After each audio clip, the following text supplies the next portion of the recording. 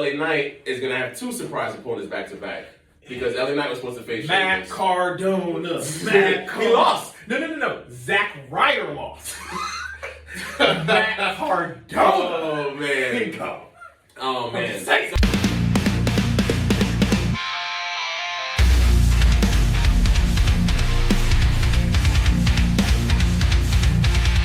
Welcome to another episode of the Big Brothers of Destruction podcast. It's the Masaku. It's your boy, Swag Switcher in the building. And we actually have a guest with us here today. I'm going to allow you to introduce yourself for us, please. Fantastic. Well, I am your host with the most, your artist working the hardest, Mr. McKinnon. I'm always winning.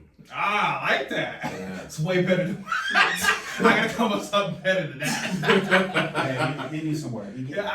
Cause I'm not really the main attraction, you know what I'm saying? It's the group, you That's know? fair. That's the fair. But we are here today. First time actually getting a chance to interact with you. And 2, apparently there's a story I didn't hear about. This is great. So, yes, I met this man. So, I met you like 2 years ago. I'm going to tell you guys, I'm going to tell your audience here. I was with one of my close friends. You know somebody named SB, The Anomaly? Does that name sound familiar to you? SB.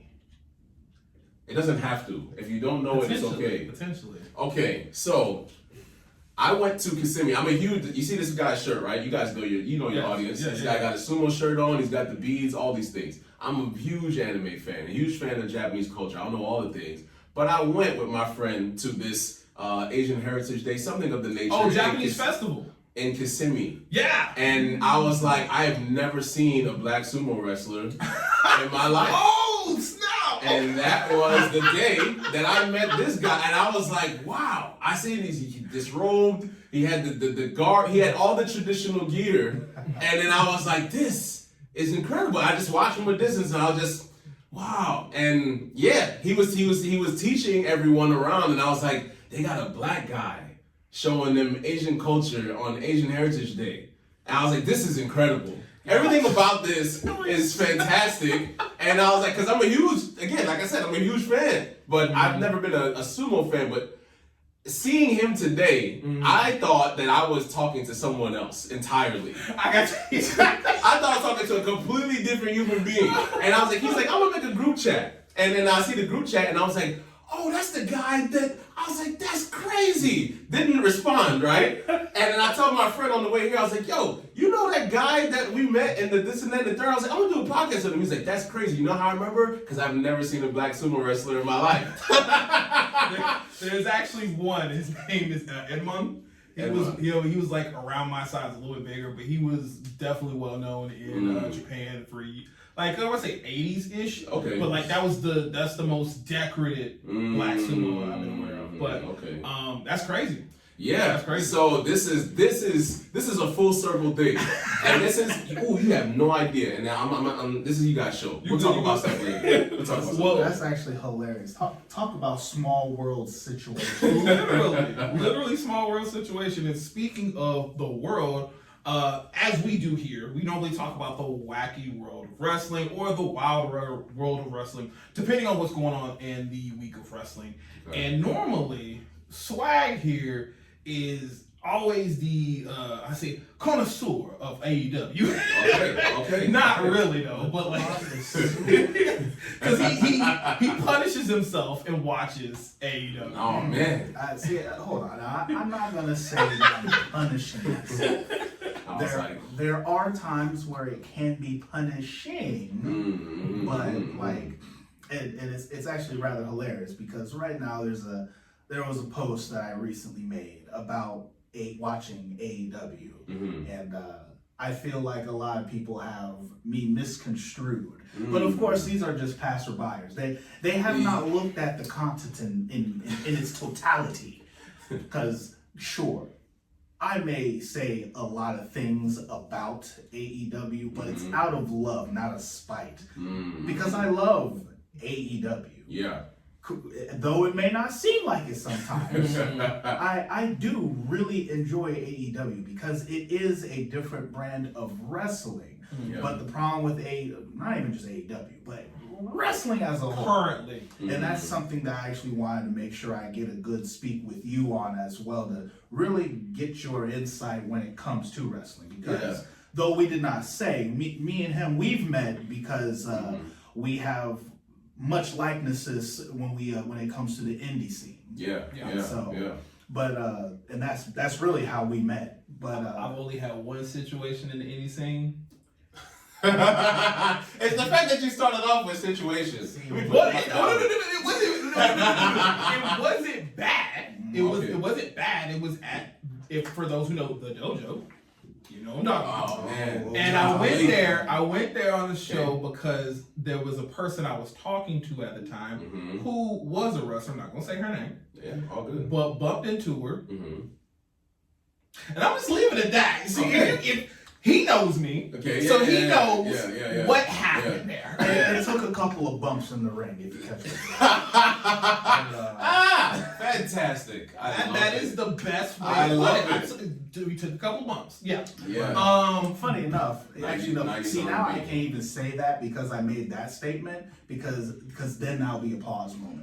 So you know what? I'm gonna just slide by. We're gonna slide past. Let's get to the real reason why we want to definitely give you your shine to let us know how did you get into wrestling and tell us a little bit more about your podcast too. Man, I said this off air, but I told them. So if you guys get mad at me or get mad at them, I warned them. I said, how much time you got? So they are gonna need to stop me when I'm going too long. Okay. It's a fascinating story, I should say. So my first interaction with wrestling is in 1999. I moved to Florida in 1998, and 1999, and I can only know that year because WrestleMania 2000, which is historically heralded as probably like the worst WrestleMania or like top 3 worst WrestleManias. That was my first WrestleMania, and how can I say this? I remember things leading up to that. So that's why I'm like 1999 is the time I started. Like my first wrestling real memory is like the big one is, the whole storyline with Rock and Big Show, like who actually won the match. Yeah. I know there were things happening before then, but that's like the first one like I remember watching from here on going. So with that being said, that was my introduction into wrestling when I got down here. My involvement in current wrestling, like in the indie scene now, I'm going to tell the story a little all over the place, but my involvement now comes from anything great that I do, or like anything great out of life usually spawns from like the end of a relationship or the destruction of something. It's like this energy has to go somewhere now. So for me, it's like anytime people see me turn up on, like I've had my prime years, like peak years of me doing dope stuff with artistry or whatever the case may be, something happened before then to where it's like I'm throwing everything into this because this is the thing that I know that's consistent, that works. And I never want to lose myself in a relationship type thing. So there's more to the story, but for indie wrestling aficionado, Mr. McKinnon, I'm always winning. That came, oh man, I don't know how spiritual you guys get here, but whatever. I was, again, relationship stuff. I remember being on this is the first time I'm gonna tell this type of story. Y'all getting exclusive. Okay. Y'all getting exclusive. I was on a dating app, and was it Plenty of Fish? It was not. It was not. That was the one I was on back in the day. Yeah, no, you're good. I was on a dating app, and I was like, God met me in my loneliness. I was scrolling through some things, and then I see somebody that mentioned that they had an interest in wrestling, and I was like, hey, I know that we're here for this, but tell me more about that. Ain't no way. I mean, listen, that's literally how me and my girlfriend, the mother of my child, kind of sort of ended up happening. Word. Yeah, it was literally, we Plenty of Fish. We started talking, and I made a wrestling metaphor, a New Day reference. Okay. And she reciprocated with a New Day reference. You're like, oh, this is done. Oh no, it's like, nah, so click. You ain't going nowhere, right? 6-year-old child right now. Yeah, congratulations. Wonderful. So my story isn't that, but what I ended up doing after getting some information all of the things started happening. I wrote some things down maybe a month or two before, like what I wanted to do with my life from this point after a failed relationship, and just like nothing makes sense. I was like, but this is where I know this is what I want, this is where I want to go. I wrote all these things down and everything lined up. I was asking them about where's this particular event, I find out that the establishment, TEW, the Establishment Wrestling, is housing a show like 5 minutes from my house. I had no idea that this promotion was this close to where I lived.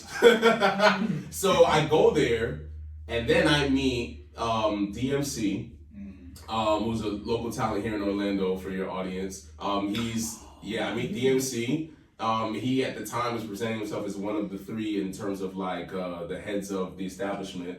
And I meet the owners and things like that. I meet people. I ended up meeting this guy that's, I don't want to give too much information, but he's connected with people in the wrestling industry. And so it was like a match. It was just like the perfect conglomerate of things that worked at the same time. And I was like, this is my spot. I was like, this is where I'm going to break into ring announcing.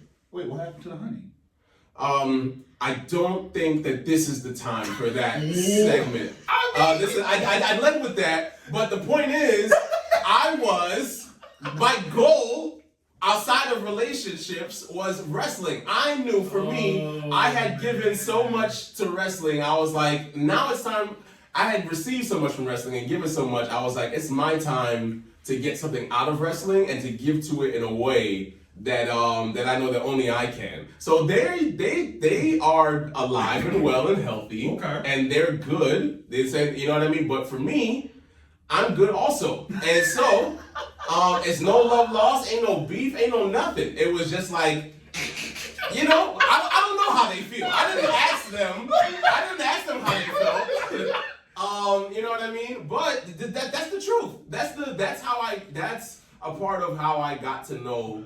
In the local space. I've known things in the local space as well, because you brought up a promotion earlier that I don't want to give too much light to. But that was my first experience with taking my first bump. I took my first bump in the ring like over 10 years ago. I took my second bump and I was like, yep, not for me. I'm gonna go ahead and use this microphone. We both well, I did it in high school. I did some small stuff in a promotion, and my dad didn't want me to keep doing it because he was like, he wanted me to focus on graduating high school. Yeah. So I never got a chance to finish like training. But this one, he's actually done training. So it's funny, we all taking a bump at least.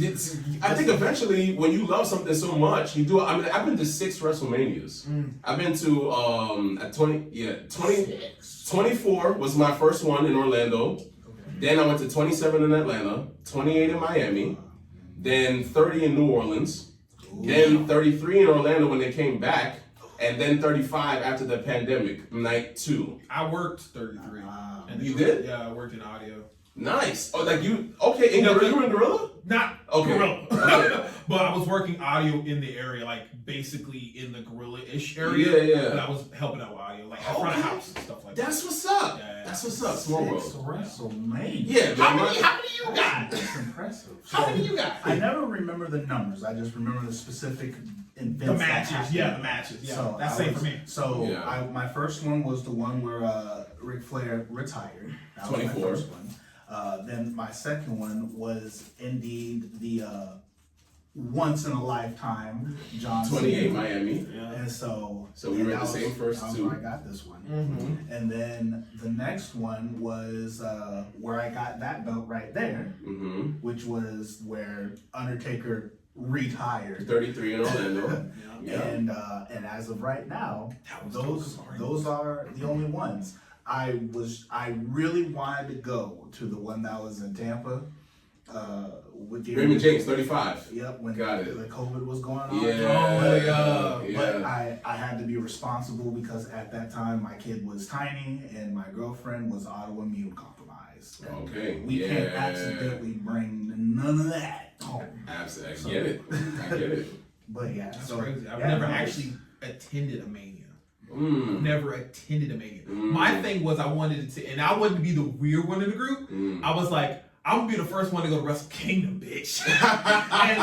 Nah, that's dope. So I am literally 2020, my graduation year from college.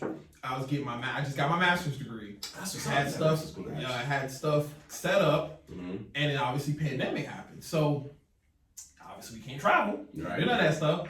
But I literally was like, man, their tickets for their Wrestle Kingdom is the equivalent of like, I forgot, it's like $300. I'm sure. Have you been to Japan? Nah, not yet. Oh man. Because the only 2 times I've ever had a chance to was do it for a sumo meet.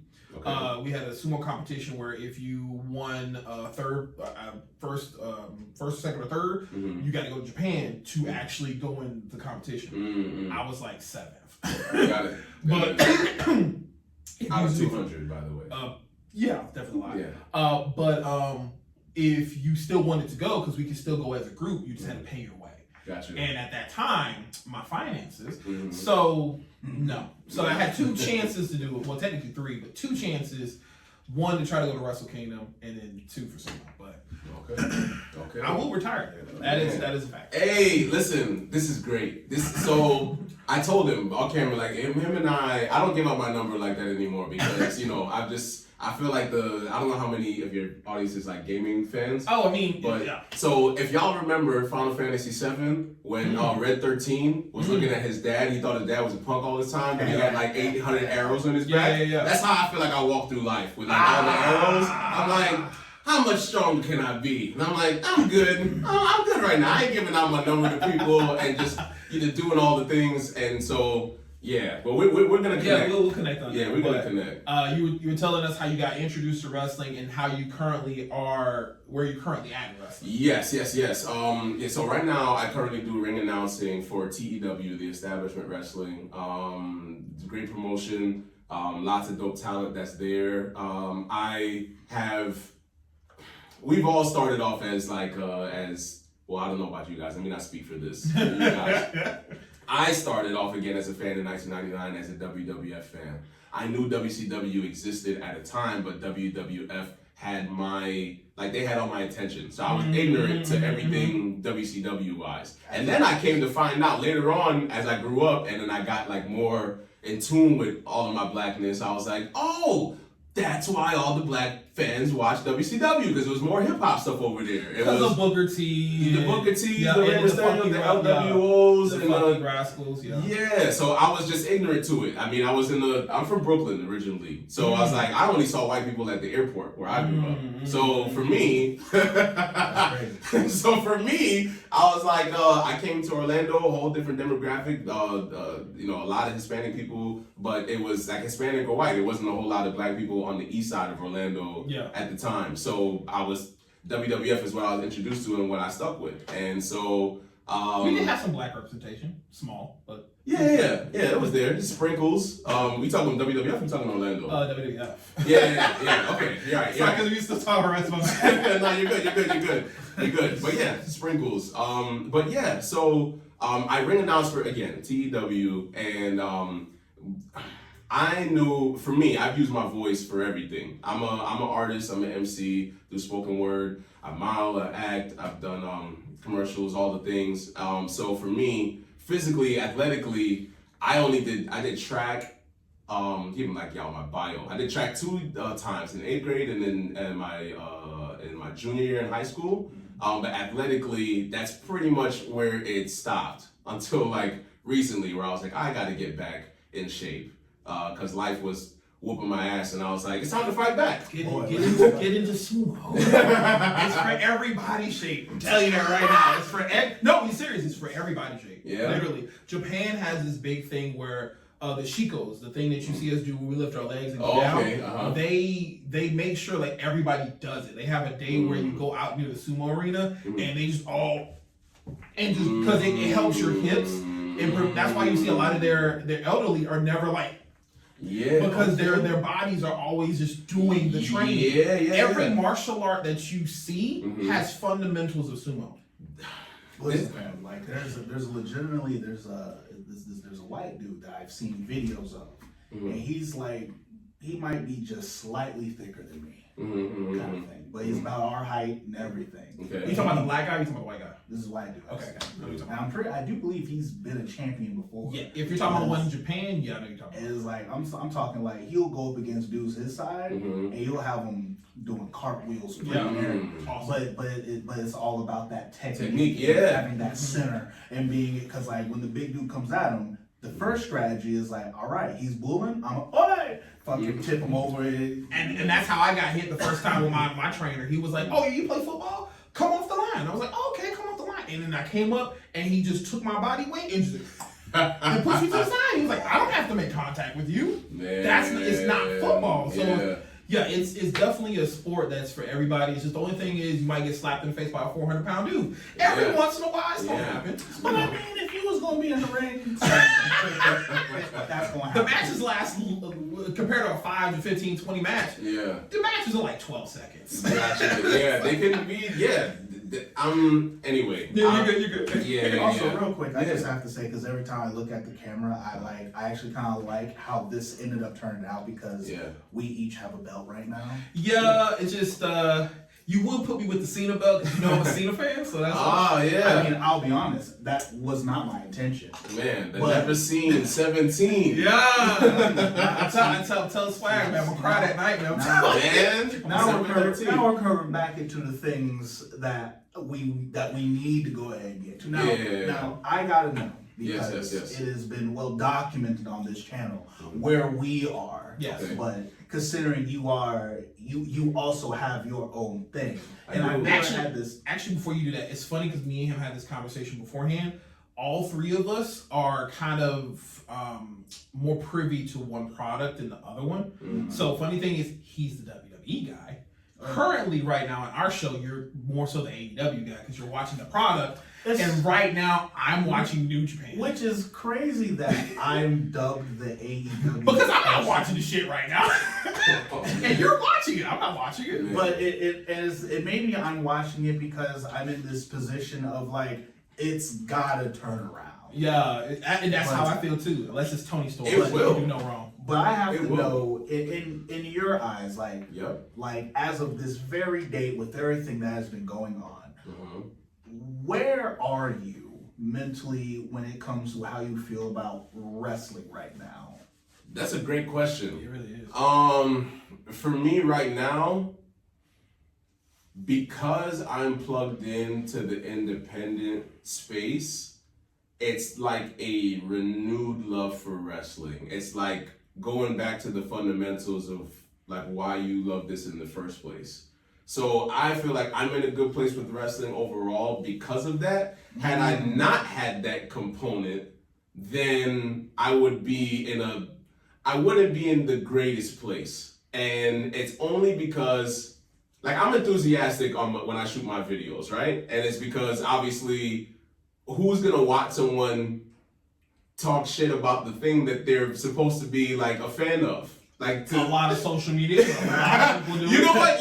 You're right. You'd be surprised. You're right. You guys are right. I'm the anomaly here. It's a very disciplined like mindset. It's just you're trying not to bring negative energy, because we talked like earlier, like we're very individuals who have spiritual or like energy based kind of mindset. Like let's not bring negative energy to the public. Yeah, and I feel like that might be what you don't want to do. So right, and then because for me, like wrestling genuinely does bring me joy. I'm so involved in wrestling right now because it's been one of the only consistent things in my life outside of my relationship with God, or outside of like, I don't know, you know your parents or whoever's been in your life the longest, like wrestling since 1999. I have not,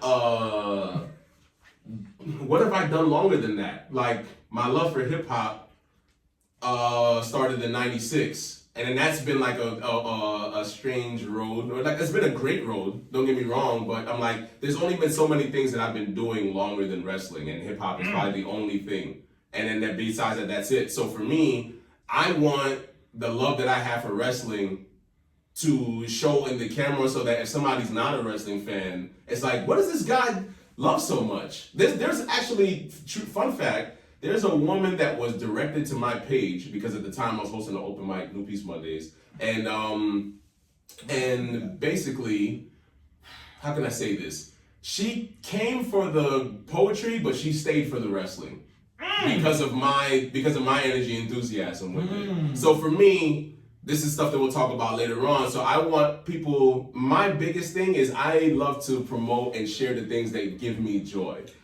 I connect with that, and we definitely have the conversation. But like, I understand what you're saying is like in the sense of you speak highly of the things that make you who you are. Absolutely. And so the energy you give is always going to be connected to that. So you speak enthusiastically about anything you're passionate with. Right. Like I will talk about sumo or anime culture, just like whatever it is. It's the thing that makes people say, "Wow, you're interesting. Can I talk to you more?" Like that. Right. That's what it is. Yeah. But so people are drawn. I mean, yes, people are drawn more to negativity because it's just very easy. Yeah. You know.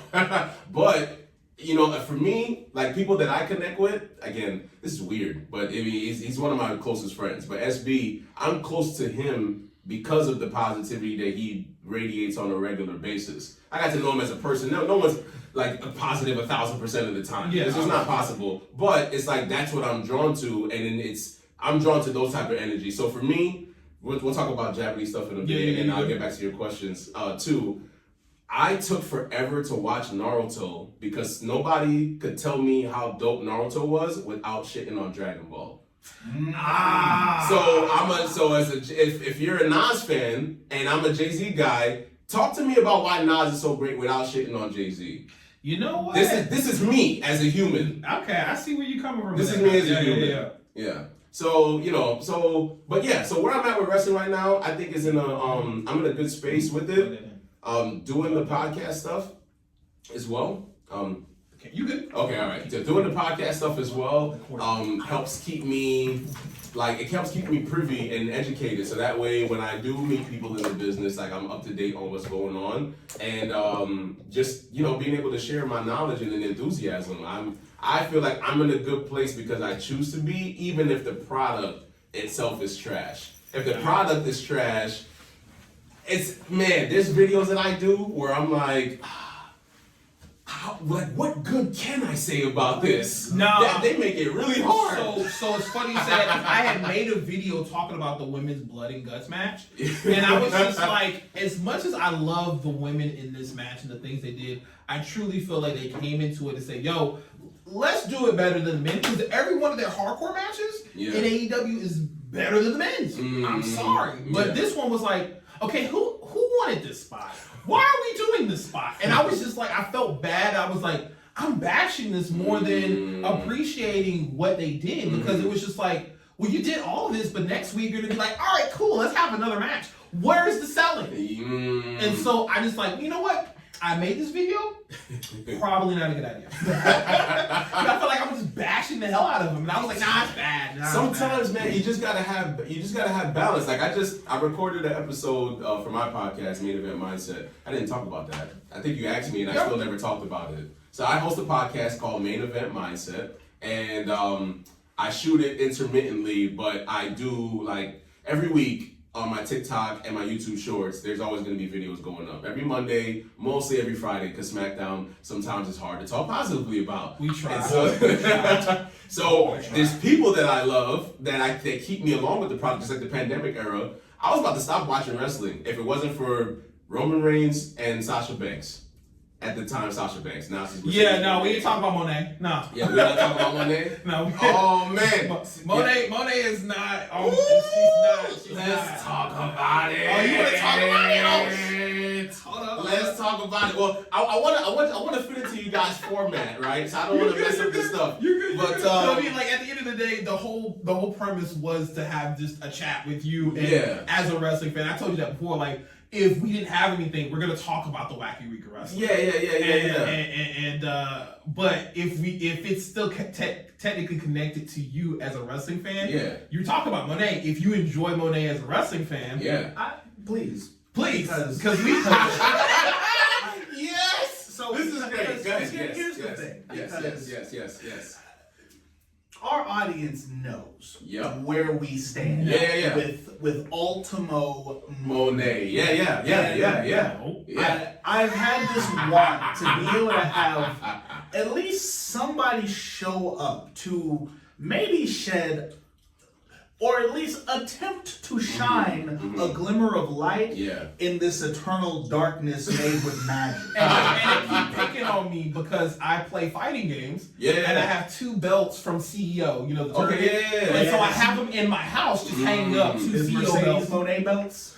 His Mercedes Moné tribute belts. His CEO belts. So whenever she started coming out as CEO, I was like, did Tony Khan get another thing with CEO? Like, what's going on with Alex Bailey? And then I was like, oh, it's Moné?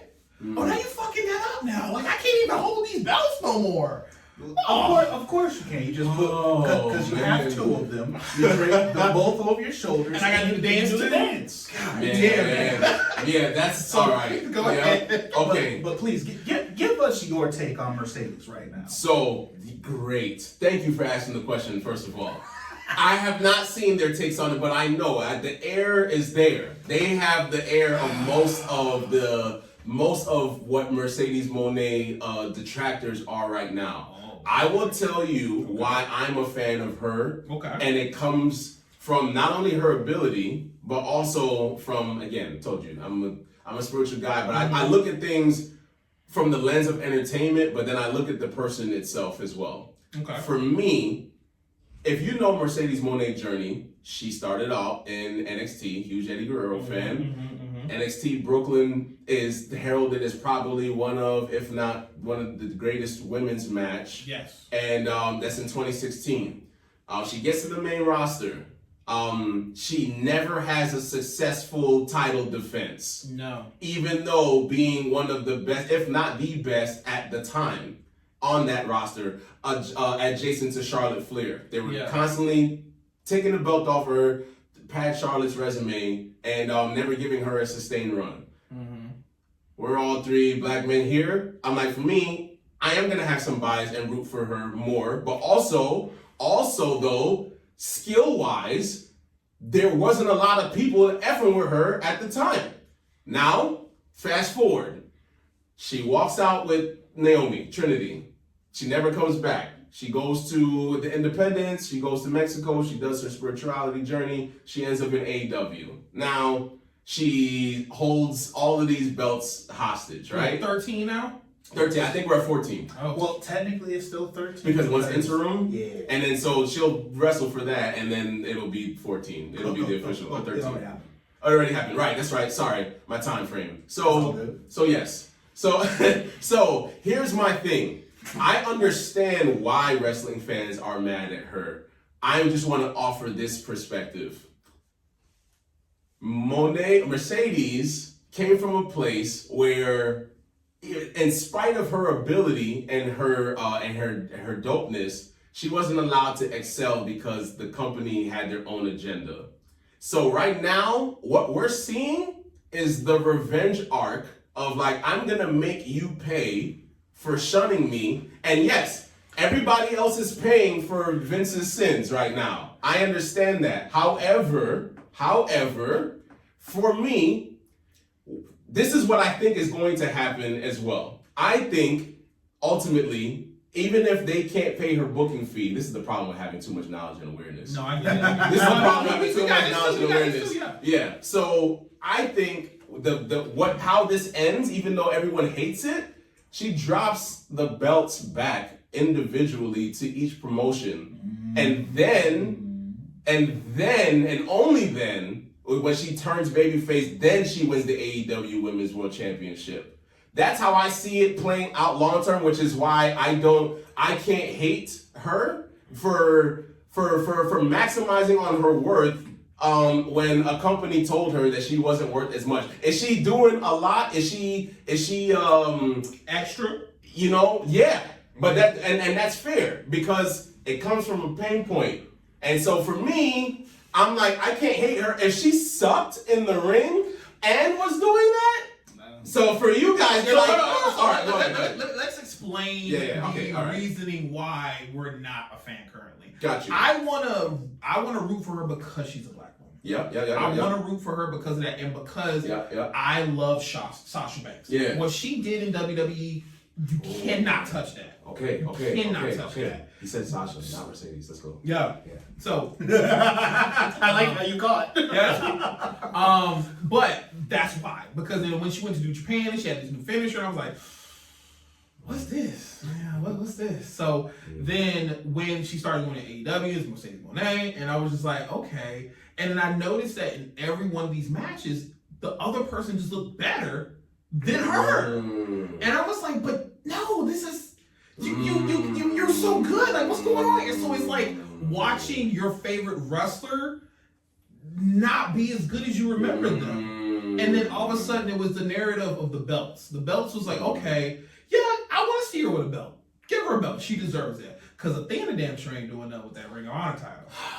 And that's a shame. Yeah. I was happy when I saw, because I don't keep up with AEW as often. I really don't. I'm not privy to everything that's happening, which is where you'll come in. But I do know that there was a time that Athena and Mercedes fought each other, and then they were teaming with each other. They're currently doing that tag team. Yeah, that just got done happening. Yeah. Right, okay. So for me, I'm like, at least Athena's getting more shine now by being next to Moné. I don't know how the fans feel about Athena being in close proximity with her, if she's catching Mercedes heat by being that close. We know Tony Khan gets her feet pics. That's why Moné is doing what she's doing currently. He's getting feet pics, bro. Let me first start off by saying the fact that what you said, I 100,000% agree with. Yes. Okay. And that's just the fact of this whole idea that, like, and for all intents and purposes, with the way you said it, it made me realize, or even kind of sort of put more into my mind to kind of solidify the fact that right now, when you look at where she came from and then where she's at, she is, I mean, which she kind of is, but she's in her villainy arc. Yeah. She's in her villain arc. Yeah. It's all like, and it's funny because I'm the big Charlotte guy over here. Yeah. Charlotte's great. Yeah. I love Charlotte. And you go, and out of the four horsewomen, I was the Sasha girl too, and a little bit of the Bailey. But as currently, I do like Becky. Currently, I don't think there's anything wrong with liking Becky. He hates her, or okay, maybe hates a strong word. He doesn't like her. He doesn't like her. Go ahead. So, just to touch on the Becky thing, in where I come from when it comes to Becky is the fact that Becky Lynch is the one who's, you know how when you play a racing game, right? And you might be falling behind, but then if you get behind that one real fast person, you can catch the slipstream. Yes. Slipstream. Yes. And like once you're like, in a nice good spot and you got that good get up behind you, you just fling out from behind and just take them over type thing. That's Becky Lynch in my eyes. Becky Lynch. You're absolutely. That's a great analogy. You're absolutely correct. Because like when you look at the other four horsewomen or the other three kind of thing, like Charlotte, of course, Sasha Banks, absolutely. I feel that Bailey got the rough end of the stick. Bailey got the rough end of the stick because she had to compete against Charlotte in Sasha, and then there was the fourth wheel that was Becky. But what ended up happening was while Bailey was off licking wounds because now that Sasha left. Bailey, Charlotte has no one else to bully but Bailey right now. From behind, the man shows up and takes this spotlight. Got it. So your dislike for Becky comes from a place of that should have been Bailey. Not just that, but that is half of it. But in my eyes, and I mean, sure, everyone can say like, nah, she earned that spot type. The man thing is stupid. Okay, but it's like, number one, it almost there is this unspoken about like how Becky even got there. Yeah, she's got punched. There's really no explaining it. Just the fact that it just happened. Really? It's literally she got punched in the nose by Nia. That's literally it. That's your so I just want to, if we could take a brief pause. I just want to make sure I understand both of y'all's perspective. For you, Becky, but you like Becky. I like Becky currently. She has the Becky best. currently. She's doing the best heel run currently right now. Got you. I'm gonna say shout out to Naomi because she's not there. Before that, she was. We But all it's are okay, Naomi. all right. I've known her for years. Okay, So, awesome. listen, where you have like PlayStation and Xbox and PC, Yeah. Naomi is Definitely a PC. Well, I would say. I say Nintendo in the sense of like in the original console war, like you might side with the Xbox, but you're going to get that in GameCube. Everyone got the GameCube. Yeah, It didn't matter if you were a PC person, if you were a PlayStation person. It didn't matter if you was down with Xbox. You had a Game Boy. You got the Game Boy Color in the Advance. So Naomi is your GameCube. She's prestige like that. Yeah, prestige. Exactly. Like she's the Nintendo of the women's wrestling space. Well, think about it like this. This is probably a better analogy. We have these 3 belts, right? Yeah. All of us can say one of these belts is more prestige than the other one. We do like the other 2 belts, but it's that belt. Right. Okay. I feel like that might be a little bit better. Okay. Easier smooth man. But you were going with Becky. Yes, I would like to offer some perspective. Becky did not get in that spot only because she got punched in the nose. Yeah. I just want to elaborate. A little bit. More so for him because he doesn't like her, from what I understand. That rise to prominence came from who was in the company at the time? Charlotte, I think, was gone at that time, wasn't it? No. Charlotte, it was Becky and Charlotte for the title, and Becky ended up turning on Charlotte after she lost the match because she should have won. The fans were behind her. They wanted her to win. Yeah, that part, yeah. And then when she turned on her, the crowd went nuts. And then so she was heel. And then so after Nia Jax broke her nose, it cemented like we want Becky to be in that top spot in the babyface, which is when the fans wanted to see Becky Lynch versus Ronda Rousey main event the first WrestleMania for women at 35. When did Becky? It was 35. I want to say 32. No. It had to be night 1. I think it had to be. Yeah, it was night 1. Yeah. It had to be. Yeah.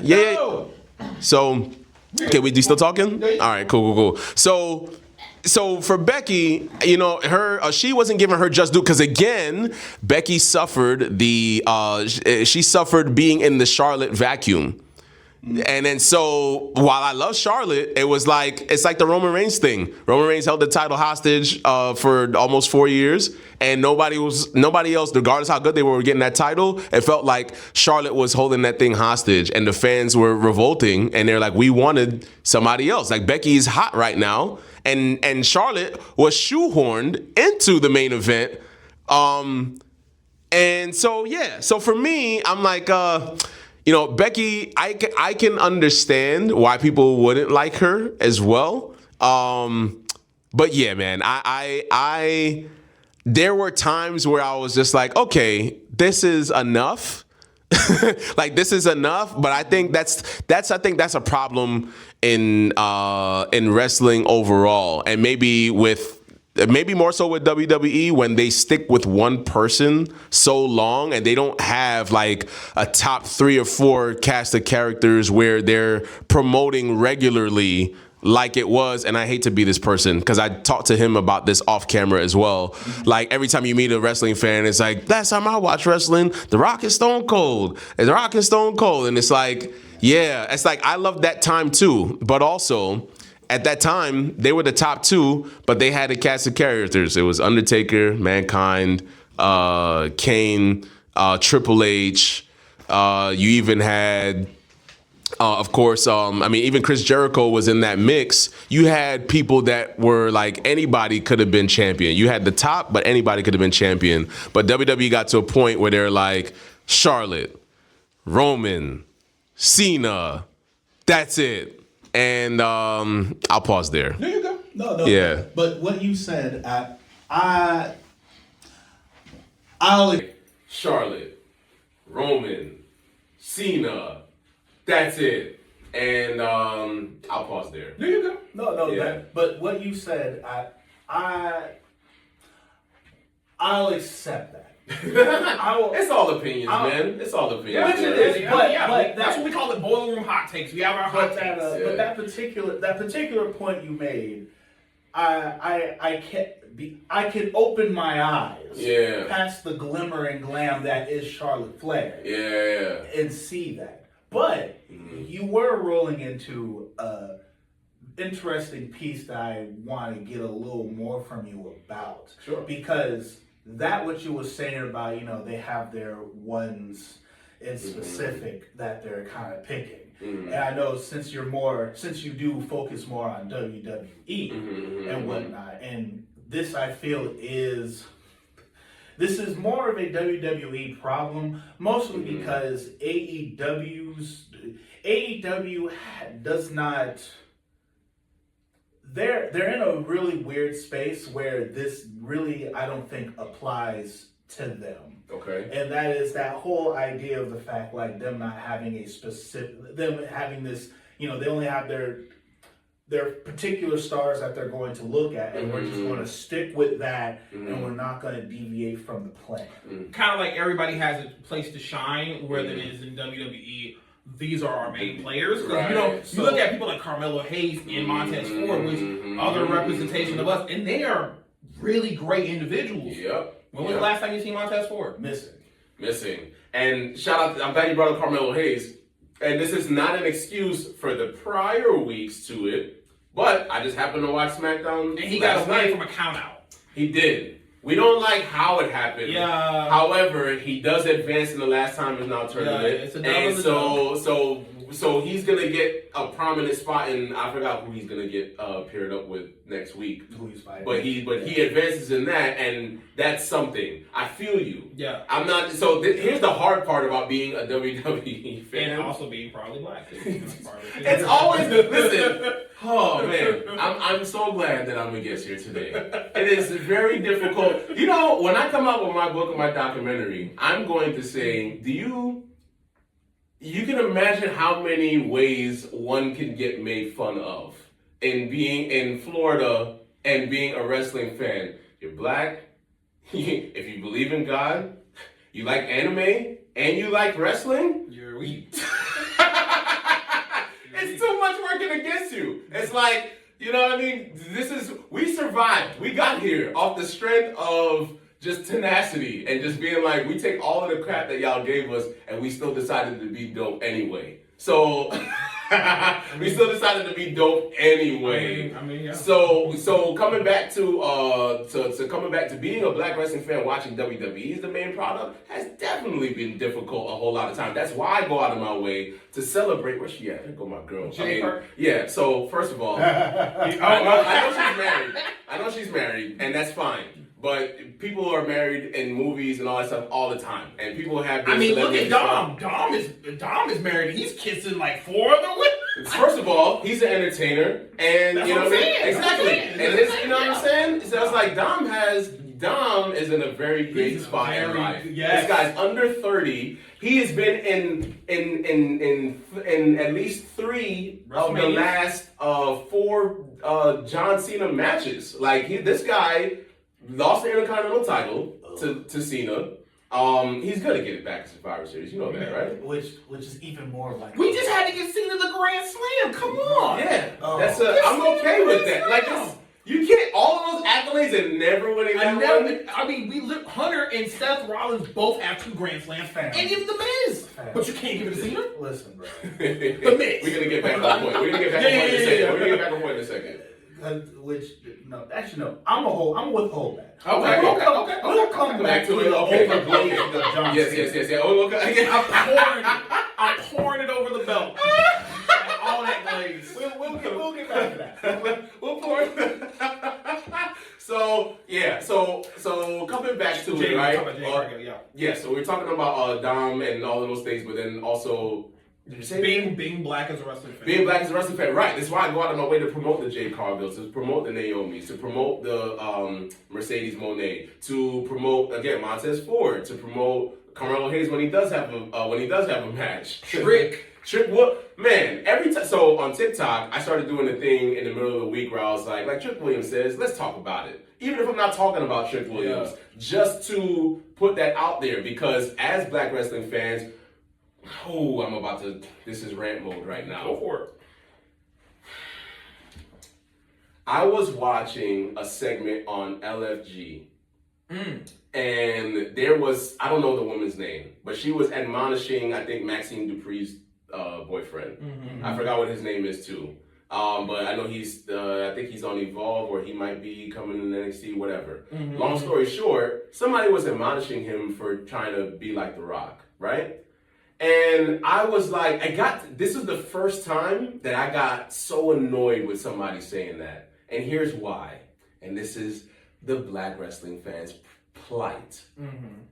If there were more black wrestlers on top in WWE, maybe black wrestling fans would have more to look at than The Rock. Stop being mad at black and brown talent wanting to be like The Rock when that was the only mother that you had that was on the top. Who else did we have? Yes, there's Booker T. Yes, but the biggest company in the world. You know what I'm saying? Like this is my angst and anger comes from that. So it's just like, if you give more to people that are not just because they're black, but they're talented too, then you won't have your crop of black talent that sounds like The Rock or whatnot. This is why I love Swerve so much. Shout out to Swerve. Yeah, because I watched him originally in Lucha as Killshot, and to see what he did there, and I keep telling Swag, watch Lucha. Man, just watch Lucha Underground, bro. I know it's done, but just watch it. Okay, watch it. I'm also, which is the weird thing about us, we both watched the Attitude Era. I watched ECW more than WWE. Nice. So you're Jerry Lynn RVD guy. Yeah. Jerry Lynn, Too Cold Scorpio, New Jack. As much as this is a controversial take, I love New Jack. You want to talk about violence? Violence. Hey Jack. I'm sorry for clipping the mic. Hey Jack, I can't feel my legs. You ain't gotta worry about bombs away.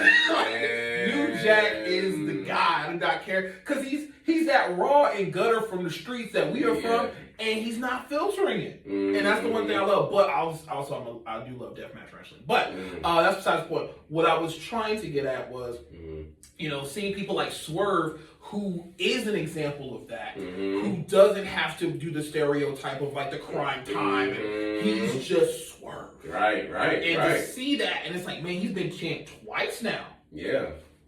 Okay. I like this. Got his own shoes. Yup. And his theme song is fire. Yeah, and he's a big Sean fan. That's why he goes with the Swerve. Yeah, man, I respect and I love that a Swerve Strickland exists, and I would love, and this is, I'm gonna bring it back to a point even though I'm late. I'm like that meme, the Internet Explorer? Yeah. The meme?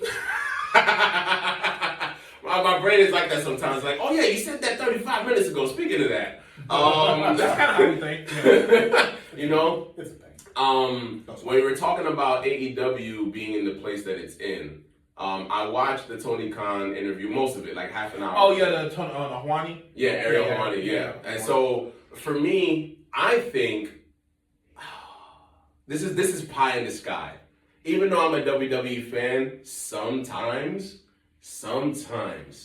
you just want to see the big person get knocked out because they're just, man, they're being an asshole. You want to see the underdog. Yeah, but it's more than the underdog. I wouldn't have if the Yankees keep winning or this prominent team, I'm not going to get mad at the Yankees or Floyd Mayweather for constantly being successful. I'm going to be like, your favorite hasn't cracked the code. That's your problem, not theirs. That is a but coming with WWE though, between the ticket pricing, I talked about this on that's my other train of thought. I talked about this on the podcast that I did on Monday. That should be dropping Sunday or Monday. I had to talk to my producer about it. But I would love to see when WWE host WrestleMania in Saudi Arabia since since Nick Khan and oh my gosh, who's the other guy? Mark Shapiro. Yeah. All these guys that think that WWE fans are gonna gladly fly to Saudi Arabia to go to WrestleMania. No. I would love for AEW to take that season because WrestleMania weekend or week is like where all of the wrestling people get their shine. They go there and they get exposure. I would love to see Tony Khan AEW house a giant event while WWE is not here in Orlando. He's cooking. And they'll get the fan base that can afford the ticket pricing. And then that way it's like a tilt. There will be a tilt that happens he's cooking. in the wrestling space. If Tony Khan maximizes, because it's like you're in WWE's backyard where they're about to put a second performance center in, right? And then you have all these fans that want to go to Mania, but damn, if I got kids, if I'm like you, if I'm a wrestling fan, I can't bring my kid there because I'm not spending $80,000 to go overseas to, you know what I'm saying? I'm not taking out a second mortgage to do that. What if he called it all the way? Instead of all in, all out, all the way. I mean, honestly, to do that, which would be the most ideal and the most smartest thing. That would be. This is pie in the sky. I'm just. This is an idea I had. This is an idea I had. Listen, because you're not alone. There are other people out there who think, with this whole thing going on with the Saudi Arabia thing, they wish and hope that AEW will come up with such a plan. However, it is Tony. What does that mean? Well, I'm gonna let you finish, and then I'm gonna let you say what that means. However, the problem is, when you say it is Tony Khan, there is what they like to, or what they've been doing, right? Is almost, they've been doing what is considered the definition of insanity. They are doing. Because for a while it felt like maybe they're about to do something a little different. They're going to change the formula up because, as we all know, the stock prices and everything about AEW is quite on a slope right now. It is on the roller coaster down, and you don't see where it loops back up just yet in any kind of way. And that's just when you look at their ticket sales and how many people are coming to shows, and you know. They're giving out tickets for free just to make the arena look like it's full. They're hosting residencies in small venues. While WWE, they've jacked their prices up, and they're still getting more people in these stadiums than they are, 3 times as many people as they're getting in these venues. And WWE is getting a slop for all intents and purposes. You know what I'm saying? Yeah.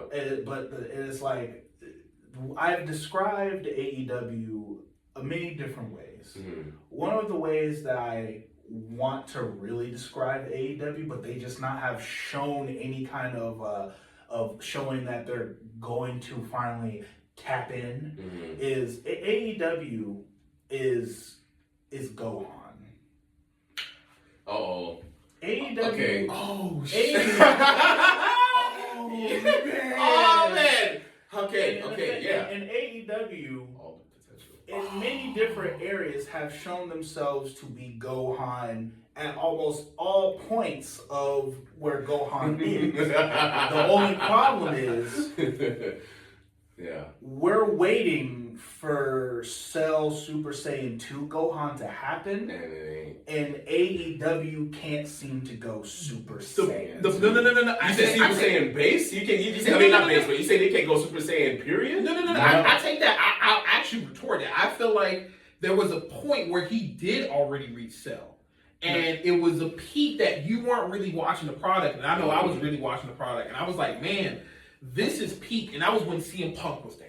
When CM Punk was there, it was around that time because we got MJF versus CM Punk. And that match, that build was absolute. So if you want to call that point where AEW as Gohan is not Super Saiyan 2, then right now we're going through the part when Cell comes back and he's even more stronger and he's broken Gohan's arm. I actually feel like he's more so current Dragon Ball Super Gohan.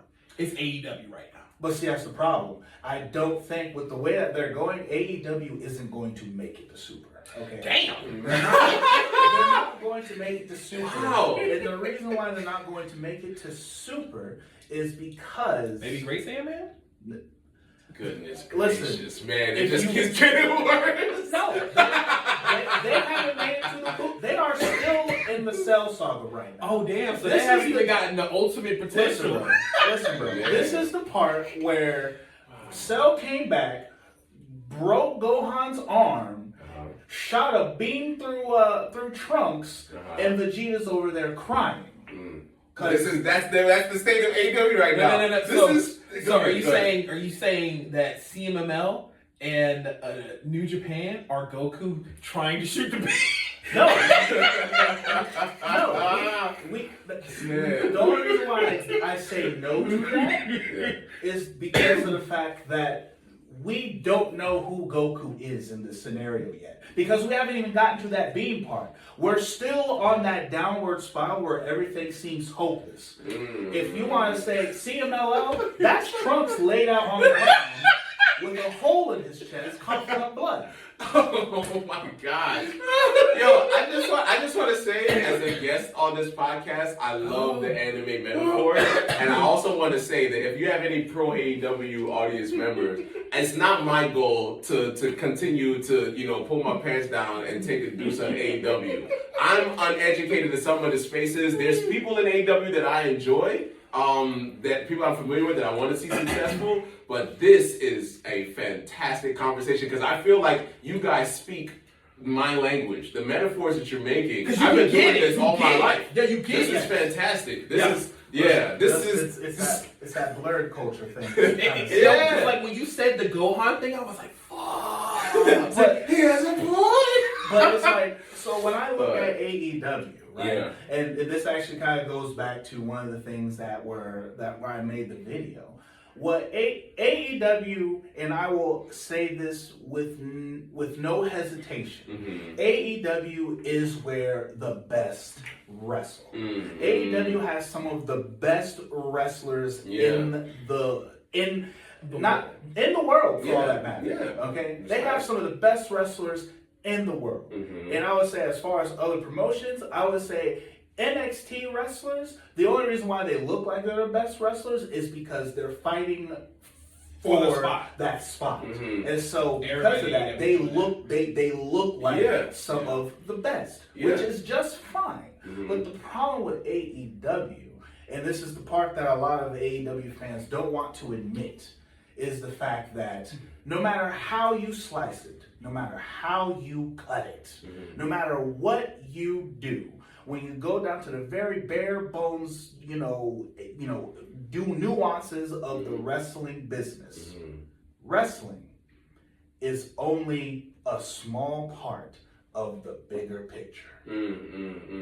AEW is, if you was looking at their stats, they maxed out wrestling and they put like 3 points in story. Now there are other bits that go into it, but them not using and utilizing the abilities to tell stories makes you fall asleep while watching an amazing match sometimes. Because you can have Will Ospreay and Kenny Omega. You can have Will Ospreay and Kenny Omega go up against each other, and it's going to be entertaining no matter what, based off of namesake and what they've done in the past. Right. If you don't give me a reason why they're facing each other, I hear you, brother. I'm only going to be so tapped into it. Now, on the flip side, when we have WWE, which is one of the arguments one of the commenters did on the little post I made. He's like, he talks about how, you would prefer to watch WWE and swing soap opera, and they're, only having 25 minutes of wrestling and everything else is promos and commercials. And it's one of those things where I understand that piece. Right. And WWE has completely diminished their bar when it comes to the wrestling that they give you. Yeah, yeah. However, the story aspect, good or bad, there is story. And they're giving me a reason to kind of want to tune in and me hope that they're not going to give me slop wrestling. Yeah. I feel you. I want to say things, but I feel like you have something. No, I mean, what I was basically take was, you know, we all were brought up through WWE. And WWE and WCW were very privy to story. That is the key component with wrestling in America. Jim Cornette said it perfectly, where wrestling is the equivalent of seeing two guys. You have the bigger guy, you have the small guy. Small guy is seeing a big guy. He says, "Yo, I'm gonna beat you up if you keep messing with me." But the big guy, every week he goes to his bar and keeps shitting on him. But one of these days, that little guy says, "Yo, I'm gonna go fight him, and I'm gonna take all this energy and I'm gonna be there this Saturday." And everybody's like, "Yo, I want to see that fight." And that's the thing that pulls you into watching it. Absolutely. And that's a good way to put it. But AEW. If you watch, and this is what I was telling you about before, where Tony Khan is a big fan of New Japan. If you watch New Japan, you barely see story. Right. The story is told in the fight between two competitors.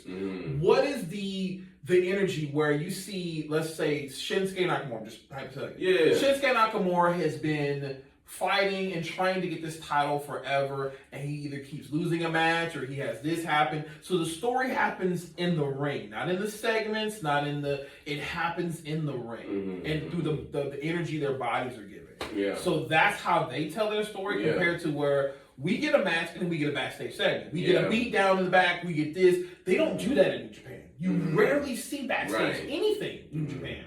So when you look at Tony Khan, who is a big fan of New Japan, that is the product he's bringing. He's bringing New Japan to America. Got it. And as American wrestling fans, we're like, what the fuck is this? Because we're so used to story as the component. Considering when you look at it, which that is very right. Because with the analogy that he was giving with what Jim Cornette said, what AEW is doing and pushing is the big man picks on the little guy and they just start fighting right then and there. There's been no buildup. There's no one's there. Only the people who are currently there knows that this is happening. There's been nothing to there's no going to like, hey yo, there's this dude down at the bar that's picking on us. I think he's gonna blow up in another couple days. There ain't none of that. So I agree, only because I mean the sentiment, because I don't watch, for me, I don't like speaking on topics that I feel I'm uneducated on, because it's just like, I just sound dumb. I don't like looking and sounding dumb. But I do know the general consensus online for people that don't care for AEW as much or not biggest fans is because there is no storytelling. And if I can, I'm not going to counter that because I don't know. All I know in terms of, I asked this question in a group that I created on Facebook for one of my safe places. I was like, where can I be? Where can I not deal with a million racist atheists? I'll just make my own group. It's fine. And then I'll just make my own group. Sometimes you gotta do it that way. So that's so I did that for my safe place in the corner of the internet somewhere that's now it's been 10, 11 plus years or whatever. But I say this to say, there's only one story that I think that people remember or that's like heralded is like long term, and it's the feud with Hangman and Swerve. Exactly. Boy! And so I think that one's great. However, you need more of that. So you're telling me from watching AEW, being the guy that's watching it now, they don't have anything that's like that. Nope. So I was except the Tony Storm match with she's Max. Was she now in the NXT? Blake Monroe. Yeah. That one. Yeah, but now she was Mariah May. Yeah. That now they did, but once again, they had. Yeah. They don't have that anymore. Yeah. And it's like they're in this weird space where they're like, and to me, they're floundering a little bit. because now some of their like big name people like Swerve and Will Ospreay, they're out injured right now. So Swerve isn't here. No one ever seen him on the clip. He got a neck surgery or something like that. Yeah, man. So I mean, those when you work in, I mean, neck injuries can happen to anybody, but I've seen the stuff that they do and how hard they work. Like when Kevin, I know we're talking about AEW right now. I have to transition. We're gonna also transition to the week of wrestling soon. Perfect. So Kevin Owens is one of my favorite wrestlers of all time. Yes. Him. Do you know Kevin Steen though? I've met him, but no, I don't mean, know like, him. You know, I don't know him. I've only met him. Okay. I've only met him. I mean, like you didn't see his ROH product. Correct. Yes. Metaphorically, I met him. Yeah, I've seen him and CM Punk in ROH days, like, you know, off the hinges, just zero filter, yeah, all that stuff. But, oh my goodness. You were talking about Kevin Owens being your favorite wrestler? Yeah, he's not my favorite, but he's one of, yes. Yeah. But it's, when you see someone work a string of matches that are just stiff, and I was like, how is he doing this regularly? How is he putting his... I'm like, whether you're educated about wrestling or uneducated about wrestling, if you watch a certain string of Kevin Owens matches, you're like, how is he not injured? How is he, when he took the Alabama Slam off the announce table through the ladder, when Cody put him through in that match, then he was doing some stiff stuff with Sami Zayn at the pay-per-view before Mania that made him have to miss Mania in the first place. He was already injured then. So I say all of that to say, AEW working as stiff as they do with the talent to put on a superior wrestling product, you're gonna get more injuries, and that sucks that Swerve is out, and that sucks that Omega is out because he's in the neck doing neck surgery too. Ospreay's out with neck too, isn't he? Or Omega's back. Right, Omega's back. Yeah. Omega's back. No, he had what was it called? What is it called again? I keep always saying it was the diverticulitis. Yeah, diverticulitis. That's right. He had the Lesnar disease. That's the only reason I heard of diverticulitis. Yeah. But yeah, so he's back, but then he's off TV now because they put Andrade on TV. Or El Idolo, and the WWE was like, you're under contract for 1 year, non-compete with that bullshit. This is why I can pitch stuff like AEW should come in WWE's home turf and do something dope. But as you're telling me, they're not. They don't have enough aggressive business model to do something like that. Well, no. What I was gonna say, and I feel like this is gonna be a good way to lean into the week. The reason why I say Tony Khan cannot do it is because of the product we've been getting. We just literally had blood and guts. And the next week, we're still in matches. Nobody's selling anything. So now we go into a WrestleMania where we barely get that stuff. We get maybe one hardcore match. One. But now you're telling me we might get a WrestleMania equivalent, but almost like 5 matches are damn near death matches. No, that's too much for the WWE. Yeah, you got the kids. But it's something though, because there's an open market now. There is going to be. This is the first year since 1985 that there will not be a WrestleMania in the States. That is crazy though. This is 1985. Okay, so for me, there's an open market. Like someone is going to do something. Either there's going to be little sprinkles of things that come up out of Mania not being here, or you have a promotion that's like, well, since Mania's not here, why don't we try to do something that's amazing? That's all I'm saying. I just feel like WWE's greed could be another promotion's game, and it'll be a good thing for the wrestling ecosystem overall, depending on whoever takes advantage of that. That's all I'm saying. You're not wrong, because like I know WrestleCon usually follows WrestleMania, and then with WrestleCon, in wherever the spot where Mania is, there's like literally all promotions are normally in that spot doing this, that, and like I know, our guy with House of Spades, him and his tag team partner, they what was it? They did I think it was actually just Xeon, because Bobby had some other things that he had to do during that time. But Xeon, he went to where was they at again? Las Vegas. He went to Las Vegas, and he had for 41. Yeah, for the last one. And he went to Las Vegas and was there that whole weekend and had like like 4 or 5, just walked up and was like, "Hey, y'all booking? Can I come through?" And he like did like 4 or 5 shows or so, like just for showing up. And then like while he's there, like literally every wrestler in the universe is there. He's telling me how he ran Carlito, Bobby Lashley, and all of them, and they're like hanging out over here and hanging out at the club over at this spot with this guy, and just sounds like a big ass anime convention. Honestly, you know? I mean, honestly, WrestleMania does for wrestlers and like active wrestlers. It is kind of like it's like an anime convention, Comic-Con, but it's like an anime Comic-Con convention for wrestlers / a family reunion. Yeah. You will see everybody out there because it's Mania. You gotta go to Mania. And people who you might not have seen or wrestled with in a long time, you can see them hang out with them, dap up and stuff like that, and catch up. It's a big thing. I agree with you with AEW. Honestly, really need to. I just don't have the faith that they will.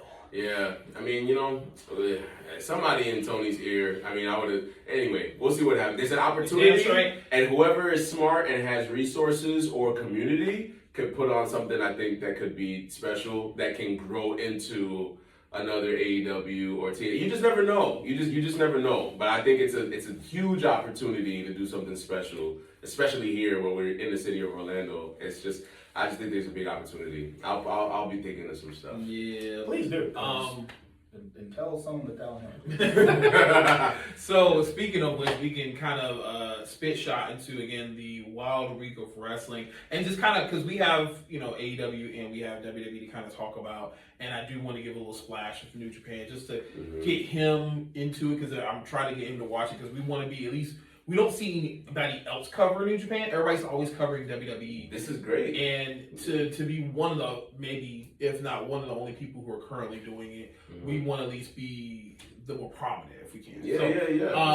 But, somebody got to do it. Now, to cycle back around to WWE. To some of the recent events with WWE, because I brought it up slightly because you mentioned, but I need to hear your current standpoint with all of this John Cena stuff right now.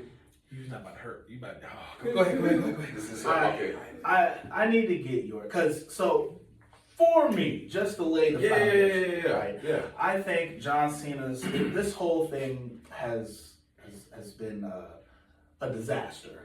And when you sum it up in its entirety. It started out like it was going to be something for reals. And I don't blame John Cena for how bad this retirement run has gone. But what I do feel that's happening right now is there's an extreme overglazing of John Cena. Okay, like I get that people look at him as I get that people look at him as like one of the greatest of all times, or at least right now they're not saying one of. They're defining him as greatest. The THE greatest of all time. Yeah, and I almost wish I could agree. Yeah. But like I can't because I feel as if we are over the top, overglazing. We're overdoing it. Like when Triple H came out, and I'm talking slopped him up, bro. I wish. He said Triple H had his knee pads on and he was not even an active competitor anymore. Bro, I wish anybody in this universe could glaze me the way Triple H did. Well, if you know swag, this man like it's just I feel as if it's like they're trying to they're overcompensating. They're like, I feel like they're overdoing. Just let John Cena's doings speak for him. Like I feel like, and I always compare it to like when Sting was on his retirement run. Okay. Now, I guess some people would say that would try to argue the fact, well, Tony Schiavone was out there, and it's like, sure, Tony Schiavone might bring it up, saying, giving out Sting's accolades and whatnot. Mm-hmm. But at the same time, Sting also went out there and gave his accolades. And it just did, to me, it did not feel forced. He did have a way better retirement. It didn't feel like it was so forced. Yeah.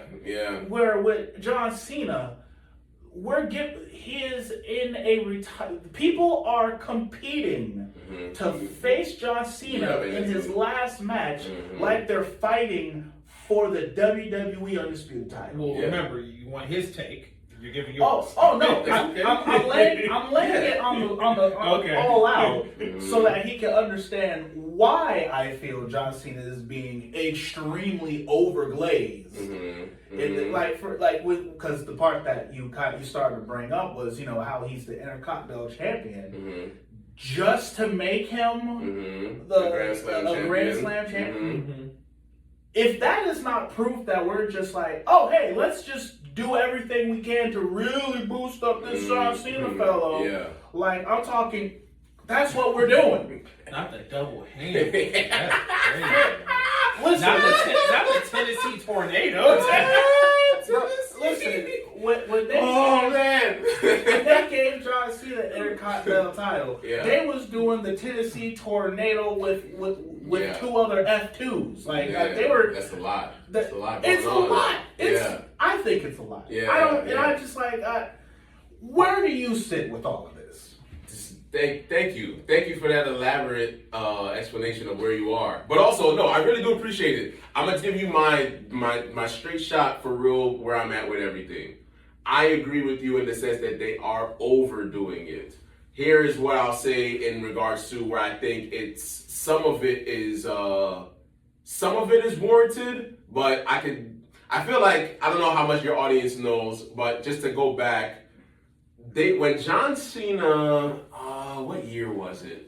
There was a year when they started calling him the greatest of all time, like as a gimmick. Looks like main event Jey Uso. Yeah. They started being Big Match John. No. But yeah, Big Match John was a long time, but it transitioned to the greatest of all time. I think that was a Vince McMahon call. It wasn't John. John was saying it. Bradshaw. Yeah, he was saying. He was saying. He was saying but he wasn't saying that of his own volition though. He was being fed. Oh that. yeah, absolutely. Yeah. This is my point. So that came from Vince while Vince was still there, and then but they stuck with it. They for some reason wanted to stick with it because what you're seeing is the overture. You're seeing the remnants of the Vince McMahon era. This is the last of it that can be shown on camera. This is what you're seeing. This is the last of his brainchild. It's like, this is Vince's thing, and it's being shoved down your throat for the last time.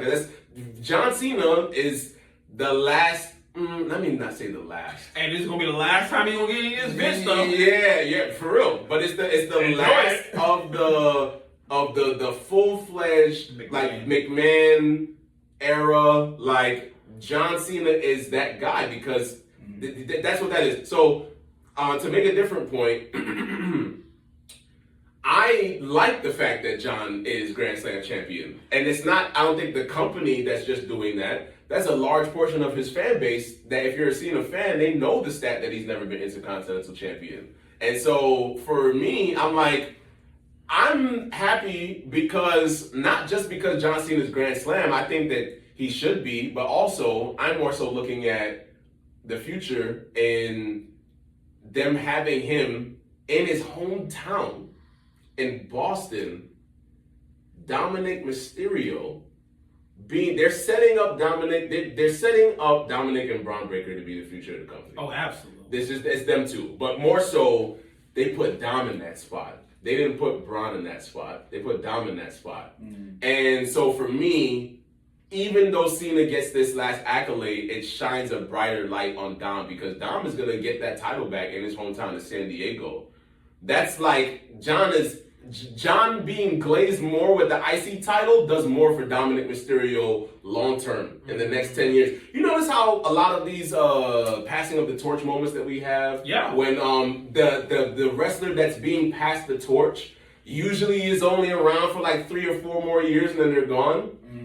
I don't think it's supposed to be that way. No. When it was Rock Hogan, Hogan was around for X amount of time and he was gone. Or excuse me, not Hogan. Rock. Rock was around because it was a 2002 WrestleMania 18. Passed the torch. Then he beat him again, No Way Out 2003. And then Rock left after 19, or left after WrestleMania 19, came back for WrestleMania 20 for a spot. Then he was gone for 7 years. Yeah. It was just like, okay. It's like, where's the... Brock and Taker, where Brock took the streak, and Brock was only, Yeah. Brock's only technically like... he's there, but he's not there. Right. And then it was like the Rock passing it to Cena, WrestleMania 29. It was like... Cena was, then he's transitioned into being like part-time. It was like a weird thing. So for me, I'm like, yes, you give Cena the title so Dom can take it off of him. So that way Dom has that legacy with him. Dom's 27 or 28 or something like that. Dom is definitely going to be in there for a good 10. This is what I'm saying. So for me, I think it serves all this boosting and glazing that they're doing of Cena benefits Dom.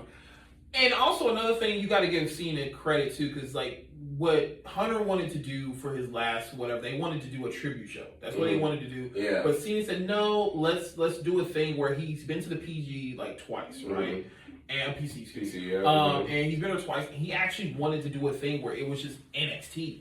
Right. He just wanted NXT guys to get this opportunity, because who better would it benefit if they got the pin on Cena? Right. And that's why I was like, okay, you got to give respect to Cena for that. He wanted more NXT guys than Orton, Cody, or like they're already getting ready to leave themselves. Exactly. So this is why. So it sucks that Sheamus got injured, right? Because he's another one that's never won the Intercontinental Championship. They were telling us. Really injured? Yes. Yeah, he literally this week got hurt. During the trio match. Or I don't know if it was in that match. They didn't state that. They just said that he's out with the injury and he can't compete in the tournament anymore. Yeah. Son of a bitch. So they have to get. So now LA Knight is gonna have 2 surprise opponents back to back, because LA Knight was supposed to face Matt Sheamus. Cardona. He lost. No. Zack Ryder lost. Matt Cardona. Oh man. Here you go. Oh man. So everybody had their fantasies. At the end of the day, I think we all know where it's going, and I would have picked somebody else, not to slight at it, but the direction is Gunther. We know this, right? Yeah, of course. Yeah. Okay, so then I'm like, that's why Dom has to get the title off of him first. So Cena's gonna go out on his back twice over. I just hope that Gunther is around for at least another 7 years. I feel like Gunther, the way he is as a wrestler. Yeah. I feel that. I feel like at least a good more 7, if anything. Because I think he's like, what, 35?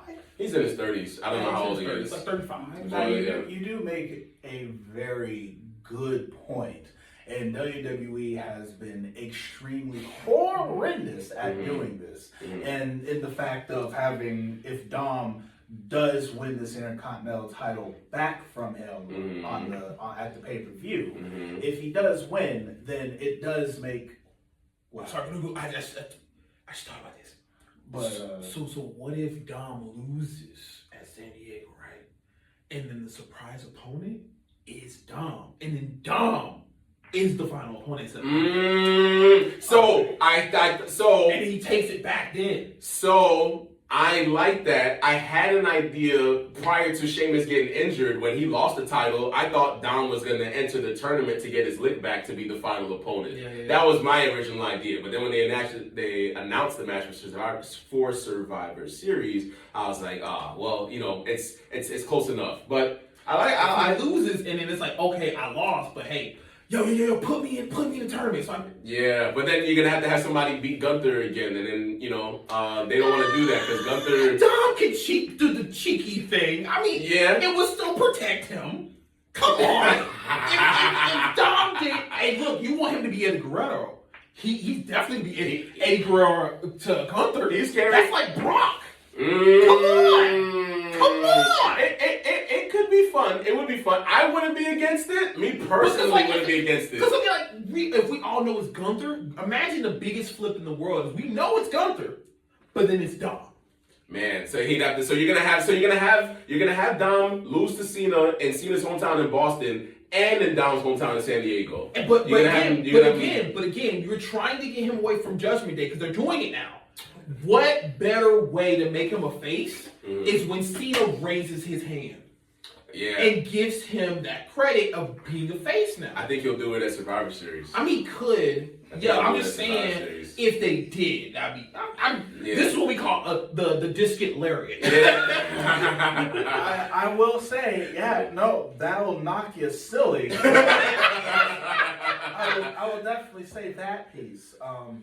I mean, dreamers are indeed going to dream. Come on, hey, all right. Listen, more nerd stuff. Are y'all going to DreamCon? Do you know what DreamCon is? I want to so bad.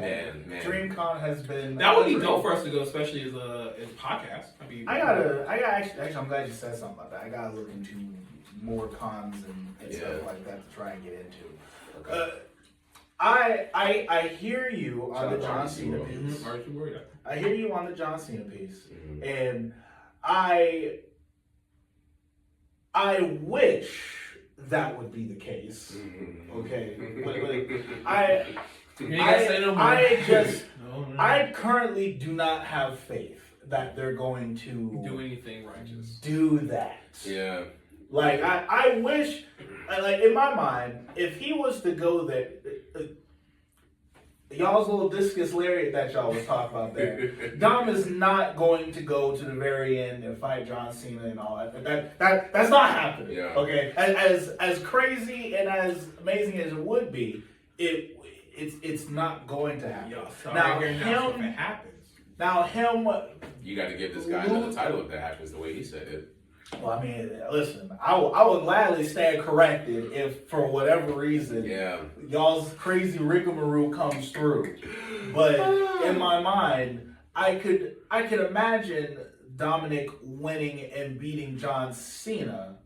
I can see that happening and him getting the title back because it does not make sense for the person who we know is going to win this Gunther. Yeah, you're gonna put Gunther back in the IC title picture. Yeah. You're not gonna do that. But it's like, granted, I also am like, which is the reason why I'm like, this whole John Cena run has been bogus because I'm like, Gunther does not need to beat John Cena. He doesn't. He really doesn't. He already retired Goldberg this year, by the way. Exactly. So he'll be retiring Goldberg and Cena. He's a new legend killer. Gunther is a very secured superstar. After having the Intercontinental title for 666 days, and then for him having the heavyweight title and carrying it the way that he did, it's like. They really could have had him wrestle on night 2. They really could have had him wrestle on night 2. It could have been 667. They were just like, they don't care. They don't care. We know what they are. I feel that I guess I can kind of get behind that idea that they're John Cena taking the IC title to just boost up Dom when he takes it back again. I can get behind that idea, and so I can that almost makes me kind of like rest with, okay, sure. Right. We can let John Cena have this title. Though I see through the foolishness, it's very forced. No. A lot of it is, again, it's the Vince McMahon rhetoric that this guy's the greatest of all time because the legend is that John Cena never says no. He just says yes to everything. Like The Miz, but I guess he's just The Miz, is not John Cena.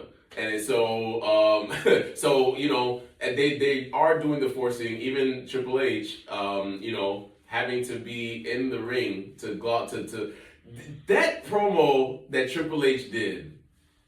I just want to take a quick second to say, if you are a longtime WWE fan, I would love, as much as I love the product, I want you guys to just pay a little bit more attention to who's like behind the scenes and who's running this ship. Triple H told you to your face, I am uniquely suited to distinguish who the greatest of all time is. Oh yeah, that part. He was like, objectively, and I am the one that's suited to say this. I'm just saying. Ooh, that's a catch. I'm just saying. That's the catch. He's the one that's the greatest asset. This is this just lets you know this is why you're being forced this information so hard. Vince McMahon, Paul, his name should be Paul McMahon. That is Vince's son. Vince raised him. Vince raised him. His Triple H's parents birthed him, but from the time Triple H signed to the company until now, Vince McMahon is his father. He has also been with the McMahon. That's what has I'm saying. Children with the McMahon. He is a McMahon. That is Paul McMahon. He is married to the family. That is Paul McMahon. And all I'm saying is that all of the boosting you've been getting, again, he said it, the greatest asset that this company has ever had, because John Cena is the champion of WWE, full stop, with or without the title. This guy went out of his way to learn Mandarin so WWE could break into the Chinese market because they didn't have a lot of foothold there. Nobody was doing more to promote WWE as this thing as an active competitor than John Cena. And that's why they make do a wish, him. man. Make And a wish, this is what I'm saying. And that's why they glaze him as much as they do. It's not about his in-ring stuff. He does have, people will argue, people will say that you can't wrestle for however long. You can go back and find great Cena matches, yes. His US title stint is probably his best string of work. Yes. In terms of string of work. He's had pockets of great matches, but the string, that IC title went ushering Sami Zayn, ushering in Kevin Owens, all the things that he did there. And then and on this retirement run, even though the immense flop of WrestleMania 41 and them not following up on that stuff, Travis Scott, all of that grossness, this is what it's called. I said this on my channel one time on TikTok. I was like, you should have known some evil shit was gonna go down. Travis Scott is in the corner burning sage, and it's like this guy coming out. He came out smoking a blunt like 2 weeks earlier or something like that. I was like, there's some wild shit that's about to happen here, and then Cena turned heel. But it was like it set the bad precedent. Be like, why are you here in this prominent fixture of a spot? That is putting way too much stock in somebody that's not vetted and putting in that role. And so the Cena flop stuff was like him turning heel. It was over before it started. There's pockets of things in there that I enjoyed. However, it could have been a whole lot better. And the best thing out of the retirement tour for me is when doing all the callbacks. Doing the his version of a pipe bomb, calling out Matt Cardona and Nick Nemeth, and they actually made the spot in the last time in the tournament. So I thought those are good things about it. I also thought that his match with AJ Styles was great. That was a tribute match that was like both sides. You put that in a. I feel about that match. I don't want to overglaze. I know how you feel, but this is my opinion. Glaze that. No. I really feel like, in the best way I could possibly say it, even if it's not 1,000% accurate, that match to me was like Avengers Endgame. Literally. And you just for me, I feel like Marvel, outside of the 3 Spider-Man movies that came out, or the 2 Spider-Man movies that came out post-Endgame, I feel like all of that stuff should have been in a time box and don't F with it for 20 years. I feel like people can go back and look at this John Cena AJ Styles match that they had and be like, damn, this is the history of wrestling in one match. Right here in terms of these things, right? For that fan base. So there's been pockets of greatness in the run, but again, I do think that they've gone too far with how much they're shoehorning it, and they're getting people. They're rewriting history. They're doing the America thing. They're doing the America thing with John Cena. He's the greatest of all time. Be like, huh? Be like, if you're young and if you're old enough, you remember who you would consider the greatest of all time is, but to this new audience, they are making sure that when they look back in the history tapes, that John Cena is the greatest of all time. That's what they're doing. I really actually want to set up a conversation in the future where we all sit here and say, who to us is the greatest? Our greatest of all time. Because I was like, man, I sat there when you said, I was like, I want to say Austin. Mm-hmm. He's not the best wrestler. Mm-hmm. So it's like, there's too many subcategories. It's like the hip hop conversation. You talking about the best lyricist or the best? Is it you talking about the best mat wrestler? Or you talking about the best promo? You talking about overall? Is there too many? That's why. I do think that is the bit to it when it comes to the whole greatest of all time conversation, because it is you have to.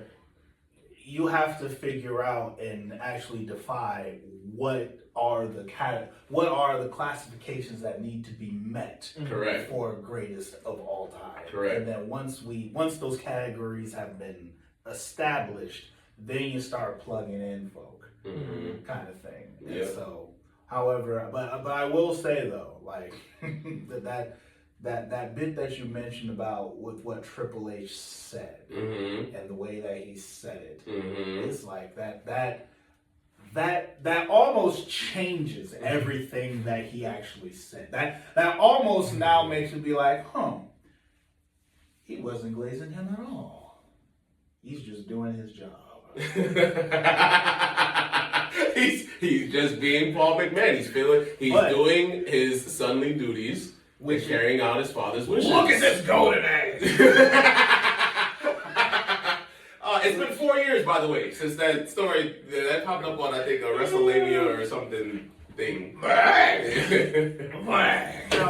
Now that does, however, open up to like one more thing I do want to note when it comes to. Try to make it quick because we still got only got the speed running because we're literally almost out of time. So. This last little bit. It's a good episode. I love it. I don't care. Oh yeah, because there's plenty to speak. Yes. But when it comes to WWE and TKO and whatnot, I just want to get your one take when it comes to who is the person who you think is truly responsible for where WWE is as a whole, because with the whole there in my eyes, just one person. I wouldn't say one person. Who you think in general? Just in general, because a lot of people say Triple H is the reason why WWE is in this space and everything that's happening with WWE is going on. Because he's, people look at Triple H as the booker. But as I've come to see things, and when you look at how, when you look at like what the War Games match that's happening, and like the people who are in the War Games match are the most important people in WWE right now. Mostly just looking from the guy's perspective, because that's where those people are the ones who are on TV the most, because they make them the most money, and that's what everyone wants to see, and they dangle them in front of you the way that they do. Right. And it's like a lot of people want to blame Triple H as being the promoter of all this, but my opinion has now come to the fact that I don't think Triple H is as responsible for a lot of these things as what, when you look at like in government, the president is. Because what people don't completely understand sometimes is that, like, yes, the president is the one that's in front and center, and he talks about the decisions. You're saying the Congress is the issue. The Congress. Yeah. No, this is great. This is why talking with wrestling fans that are adults is healthy. This is why when you have people that are well versed like this, So not to cut off your question, it's a great question. I only know I'm trying to, all the things. I think that two people mainly are responsible. You're right. Triple H is the figurehead. He's the fall guy. He's the puppet. He's the guy that's on all the posters. He's the guy that's on all his narration. I'm getting some of this stuff from Solid Monster, by the way, because he has a point. Shout out to Solid Monster Sounds Off. He's a part of the reason why I do some of the podcasting that I do. I'll tell that on another story. But long story short, I think Vince McMahon, because he's the one that was trying to sell WWE in the first place.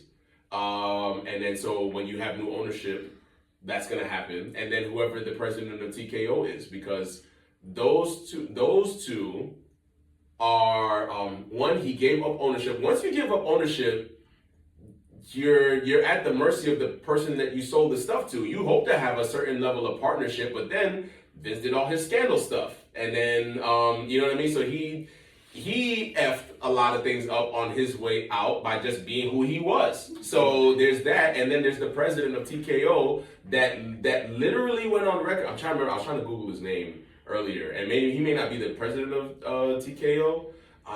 It's not. Is it Mark Shapiro? I gotta get the names right. I know The Rock is technically one of the owners, but yeah, well, because he's on the board. Yeah, but he's not. In any case, the point that I'm trying to make is that because they're so money driven, TKO is $2 billion in debt. They owned UFC before they did that. They had debt before they acquired WWE. So the price gouging, along with some of the creative, I think Triple H is operating in the space that he can under new leadership, but because of this new era and contracting, remember, WWE talent right now, they can't really speak negatively about WWE in that way. Like, it's written into the contracts. I think even they did that. Phil Brook, I think, was the first time we got wind of, like, hey, you can't say anything bad. We're going to re-sign you, but we can't have what happened last time happen again. I think that they took his contract and they kind of made it a little bit of a template in a way to where it's like, even Triple H in his position, he's never going to go on record and be like, Mark Shapiro or this guy, like, this is the reason why. He did that, though, when Vince was still there. He didn't directly say Vince is why all this stuff sucks, but he was taking credit for all the great ideas, and it was sounding like, man, that's Vince's thing. He can't do that now with new owners because they're going to put his ass out of a job real fast. And then they'll probably, or people say they'll replace him with Brian Gewirtz and somebody else as like head writers and whatever the case may be. So I think Sean. Or Sean, right. But yeah, it's funny how the whole DX is running WWE. You got Road Dogg writing SmackDown, you got Triple H at the creative, you got Shawn Michaels running NXT, and you got X-Pac. The click is moving. Yeah, the click is... Well, I like to call NXT NX Thick. But Sean is just... You listen, man. I said somebody wrote a comment, man, and said Mr. Hickenbottom is something, and I said Mr. Hickenbottom is thinking about hitting bottoms. I mean, he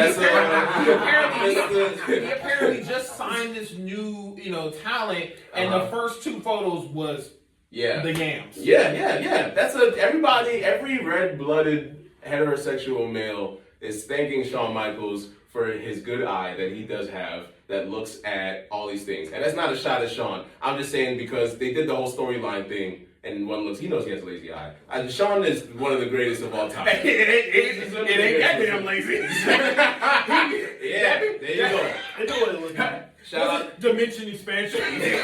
Domain expansion. Shout out to Lola Vice. Shout out to Jada Parker. Shout out to Jade Cargo. I should thank Mark Henry for that. Shout out to Bianca Belair. Should thank Mark Henry for that too. Shout out to all the NX stick that you talking about. Shout out to Shawn and the talent acquisition. But yeah, that's my thing. I think it's the owners, and then Triple H is operating under the guys that he can. Doesn't mean that Triple H is doing everything perfectly because he. But Triple H also, gosh, I gotta say this. It's been said that Triple H hasn't been at some of the shows. Allegedly, there were pre-planned days off, but he's been going into more of like a behind-the-scenes political position, doing stuff with Trump and that cabinet. Yeah. So for me, it's like he's like making his way, like, what am I going to do when I'm done with all of this? Which is wild, too, because, like, when you look at Vince's story, he bought the company from his dad. Yeah. So I was just like, okay, Hunter. Yeah. Buy it from, keep it in the family. Or, and everybody keeps saying stuff about Shane and, like, if he did it. Man. I mean, at least Raw Underground was goofy, but it was innovative. We weren't like... It was. It was. You know what I'm saying? And then there was also that thing he said he wanted to keep running ECW when they first bought it, which I really would like, let's see how Shane would have ran ECW. If you would have got Paul, and I think it would have been a good secondary product. I've been here for it. But I say on to that is I do want to kind of, since we're kind of having to wrap things up, let's end the episode with what our takes, real quick, like speed run take of this week of wrestling, starting from Raw. And if you can say it in 5 words or less, how good was Raw for you guys? Wait, this last week, it was in Boston. Where were they? They were in New York. This week's Raw was great. Okay. Setup. That's all it is. Setup. We are setting up for War Games. All Raw was setup. Setup and hype. I'll give them that. Setup, hype, trying to make story out of it. I would say it was restoring restoring the feeling of must-see TV. Because remember back in the day when we were kids, you could not miss Raw. You couldn't. Because going to school the next day was critical. And until if you missed it, you couldn't go back and see it. But it was just like, it was must-see TV. Raw felt like must-see TV for once in a long time. It did. I feel that. I agree. After that end of the Boston episode, but more so this one, because they literally were like, we're going to maximize, from a business perspective, they're like, this is John Cena's last Raw. We're going to maximize on everything possible here. We got Maxine Dupree winning the Intercontinental Championship from Becky Lynch. You got a returning Dolph Ziggler, Nick Nemeth. You got the return of Roman Reigns and Brock Lesnar. In the same segment. And what did we start off with? John Cena again, and then Dominic Mysterio bossing up and getting that rematch. Then it was Cena, Sheamus, and Mysterio doing a little bit of a throwback in the triple threat against Judgment Day. Cena pins JD McDonough, which, JD McDonough has that accolade now as the last person to get pinned on Raw by Cena. But I think JD McDonough, this is why I think it's all intentional. JD McDonough is a phenomenal talent. I think JD McDonough is one of the most underappreciated people on the roster, and he should be in the mid-card space. Bro, that back bump he took, man. Damn. Man, people are seeing it. Like when we talk about when it comes to SmackDown, we had this match. At US with Ilya Dragunov, and I was like, this is where he's supposed to be at. He's supposed to be in this crowd, and you notice how all the Judgment Day characters came out by themselves this week. Split them off. Yep. And we can't say too much about Penn Balor, excuse me. We call him Penn Balor on here. That's all good. He calls him Penn Balor. Penn Balor. There are others that call him Penn Balor. Exactly. He's not alone. Anyway, but so you say that about Raw. Yeah. How about SmackDown for you guys? I'll let him start. I got to think about it because this was just last night, right? Yeah, it was. SmackDown is trying to be better. They're trying. What, did anything excite me? I think it did. I feel like I got to go back to my videos, which is bad, but it's hard to retain with so much wrestling content. I'm gonna just say SmackDown was cool. Thank you, Charlotte and Rhea Ripley. Because getting that segment felt like when Cody bumped into Roman. No. And I was like, you know what? I love how they understood, hey, these two are supposed to hate each other. Yeah. And we're going to put them in a team. I like that we need to specify that. The presentation I thought was great because it definitely felt like we're going to give the women as much shine. Like, if I'm a kid coming up now, I'm looking at the women as and on equivalence with the men.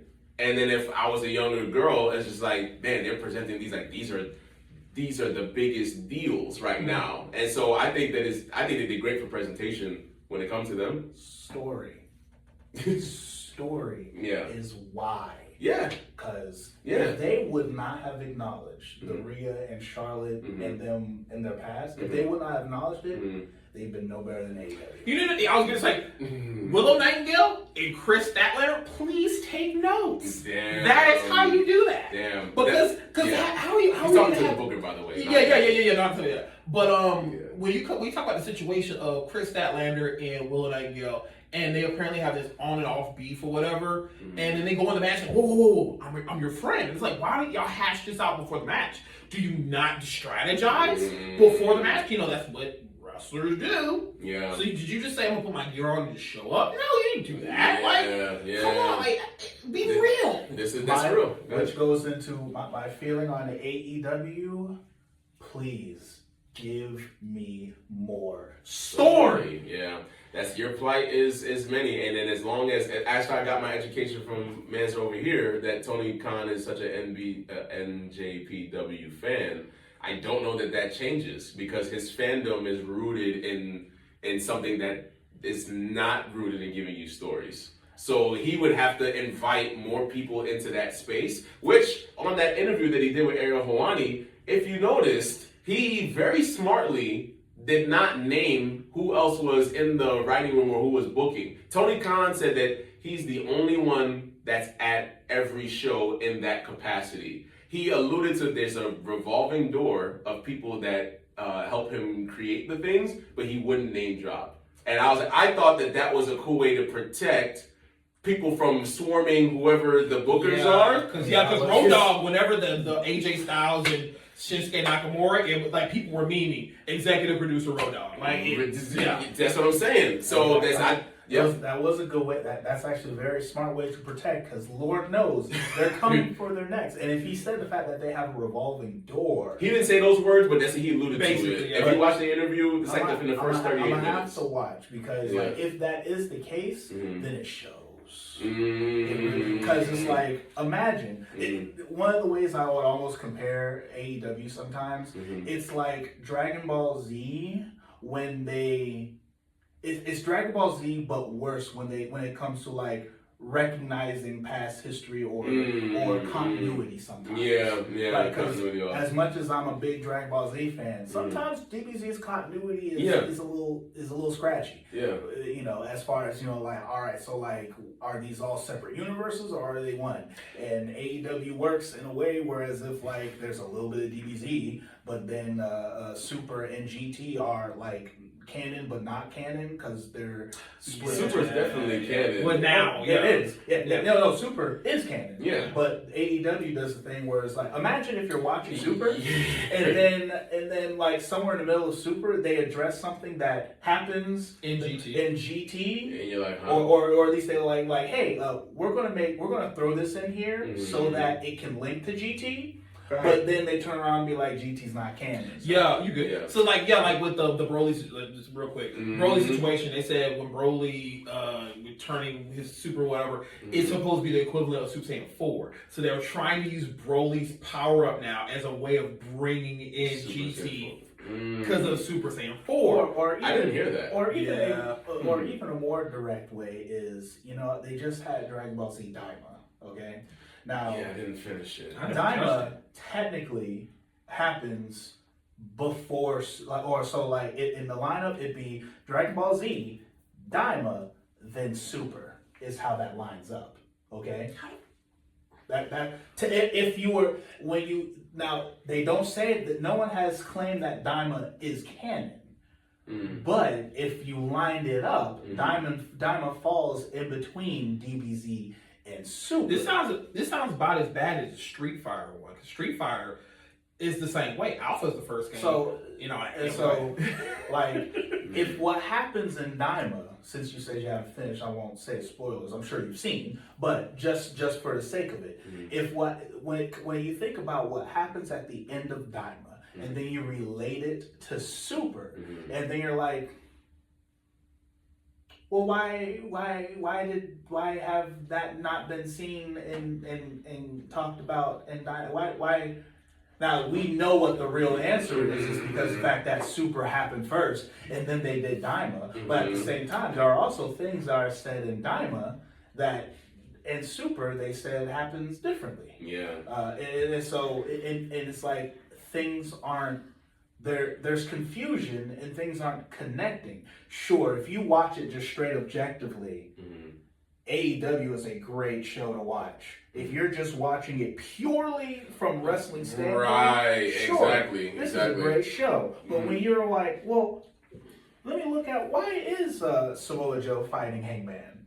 Yeah, wait, because he shoved the belt in his butt. But weren't they just helping each other to fight? Samoa Joe almost broke his neck to make sure that he could win that belt that he now says he does not deserve and shouldn't be the. But if you didn't think he deserved, why would you literally risk breaking your whole neck and it just starts falling apart?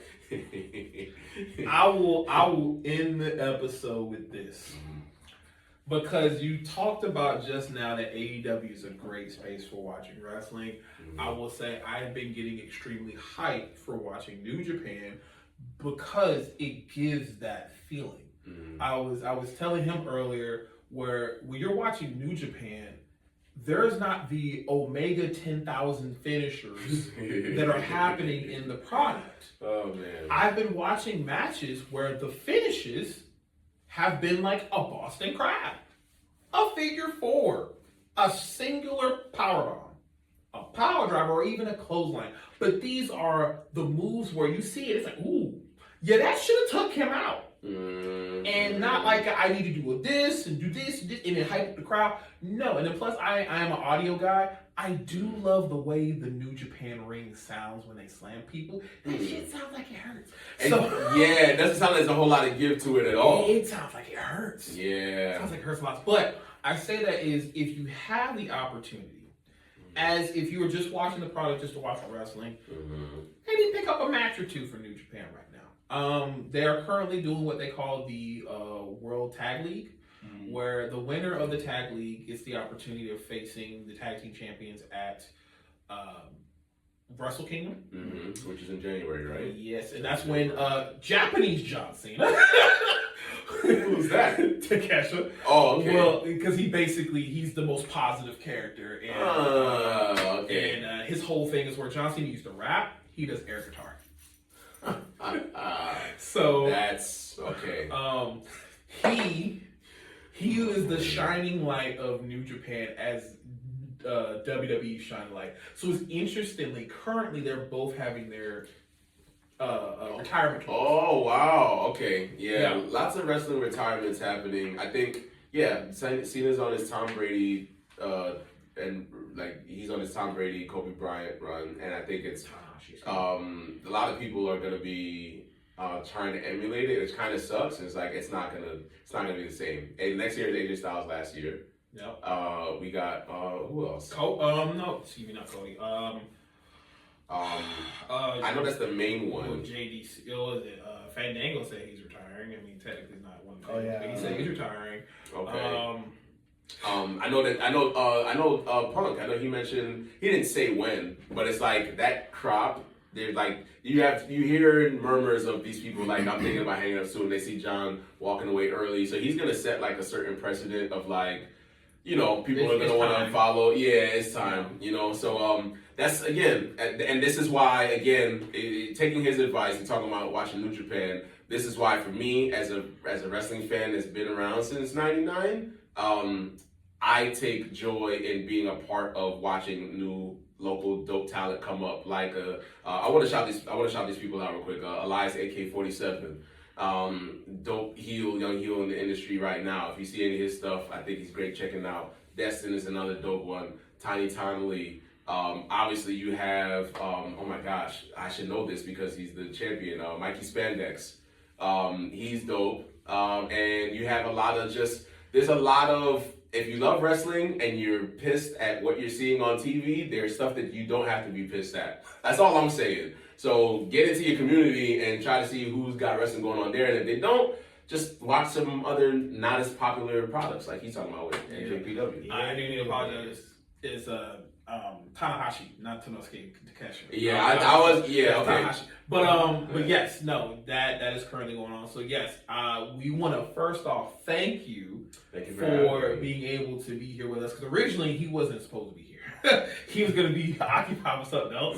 So he was like, yo, you have to do the pod, and we was going to have another guest. We had a story, but he works pretty much as heavy as all of us do. Gotcha. So I was like, you know what, it'd be a great opportunity to connect, because we've been looking at your content, and every once in a while I think we've shared it too. So it's like, let's go ahead and see if we can start creating partnerships with other people, especially since you're local. Yeah, why not? So and I say, you know what, let me extend the olive branch. Man, I appreciate that, man. Yeah. It's a pleasure, man. Absolutely. You guys are great. Thank you for having me. I didn't even know that you guys were sharing. The algorithm of social media is weird now, and so I had no idea. But that makes me. I know that people see it. People say things, but they don't. People see things, but they don't always say things. So the fact that you guys thought that I had enough content that was quality or interesting enough to share, I'm very much appreciative. So thank you, and shout out to what you guys have built. I'm gonna get to a point where I get my logo, my microphone stuff. I'm still building, but it's happening. No, I mean that's the same thing for us, because even if you didn't have a huge audience, it was just like let's collab, and especially as other black wrestling fans, or just wrestling fans in general, we all are trying to get into the space where we can talk about wrestling as passionately as these other people like WrestleMania, Wrestle Talk, Johnny, Jim Cornette, and make a living of talking about the thing that we've been brought up on and we have so much history in, and give our own opinions. And that's just all it is. And the best way to do that is networking. That's it. That's it, man. It's been a pleasure, man. This won't be the last time that we connect. Absolutely not. Oh, no. Absolutely not. It's what I said in the very, very beginning when we first started doing. The first time, you're a guest. After this, you know where the fridge is. So we had this running thing real quick. Where apparently I'm Undertaker. He's Kane, and then my friend's story is Paul Bearer. He's our Paul Bearer. So... you guys think of something in the future. Now listen, I'm gonna let him see. Okay. I appreciate Under the ministry. Out of the I don't know. Let me think on it. Let me workshop it. I don't want to do that on the spot right now. You're good. Yeah. It doesn't even have to be out of the ministry. It just in general. Because I'll be honest, I will. Good guy Kofi is where I was going to put you at. Like world heavyweight Kofi Mania. Yeah, Kofi Mania Kofi is where I would put you. Wow. Kind of thing. Okay. But that's just me. Okay. I understand it. I do. Because I am, again, more of the positivity, things like that. I try not to speak overly negatively about things in general because there's a lot to be angry at in life, in general. And I was like, wrestling is one of the only spaces where it's like, it's a consistent joy. Even if things are bad, it's like, it's consistent enough for me to be like, this is my happy place. And I don't want my happy place to turn into a not happy place. That's it. There's something about wrestling where you can just turn it on and just let go. And I love how, granted, my wife, she is a wrestling fan because she's watched it from her younger years, and she can literally not even know the storyline and be like, so what's going on? Oh, I'm gonna watch, and she could just get lost in it. And that's just what wrestling does for us. We get lost in these stories.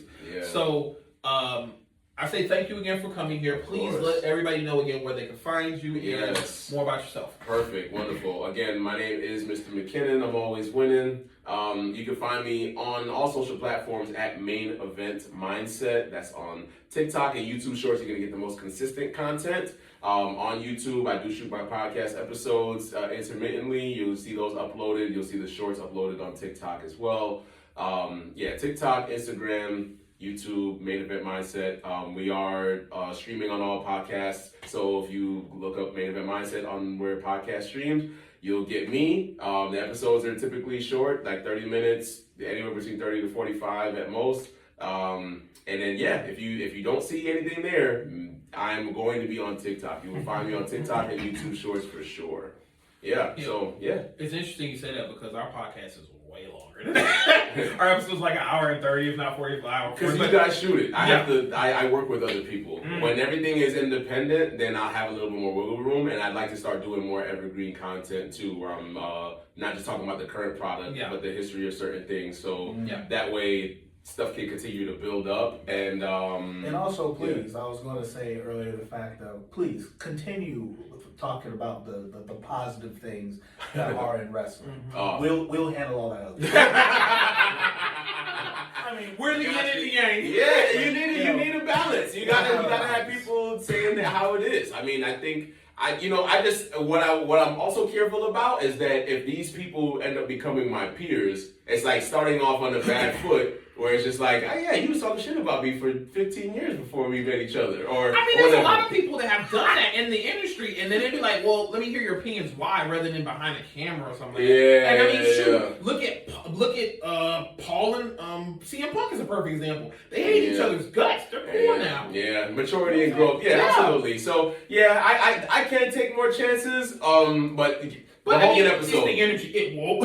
The Hogan episode for me. If you want to hear me like shoot straight all the time, that episode, and then I got some smoke for WWE in this last episode too. Okay. So yeah.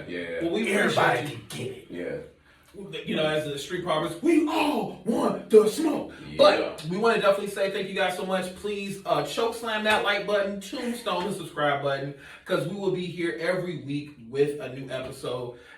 Because it's No, just me. My apologies. The ending is because the ring is sacred, the questions are real, the destruction is guaranteed. It's the Masaku. And it's your boy, Swag Switcher in the building. Also, before you close out, I just want to also point this out because it's just the geek in me. I like how we kind of got the Sonic, Shadow, and Knuckles. Hey! Adult nerds for the win, man. I think the colors are. I mean, the colors are a little skewed. I'm a Knuckles guy. I'm usually the Sonic guy. However, when it comes to where we're at, I probably should have been the Shadow and you would have kept the Knuckles in this particular case because you definitely have the Sonic energy going on. Yeah, that's right. Hey, you know, I just the positive vibes. Yeah. I try to be, man. There's a whole lot of negativity and hate and ugliness in the world. I'm like, they got to be balanced from somewhere. Yes. They got to be balanced from somewhere. That's all it is. So as Top 10 would say, keep on rolling.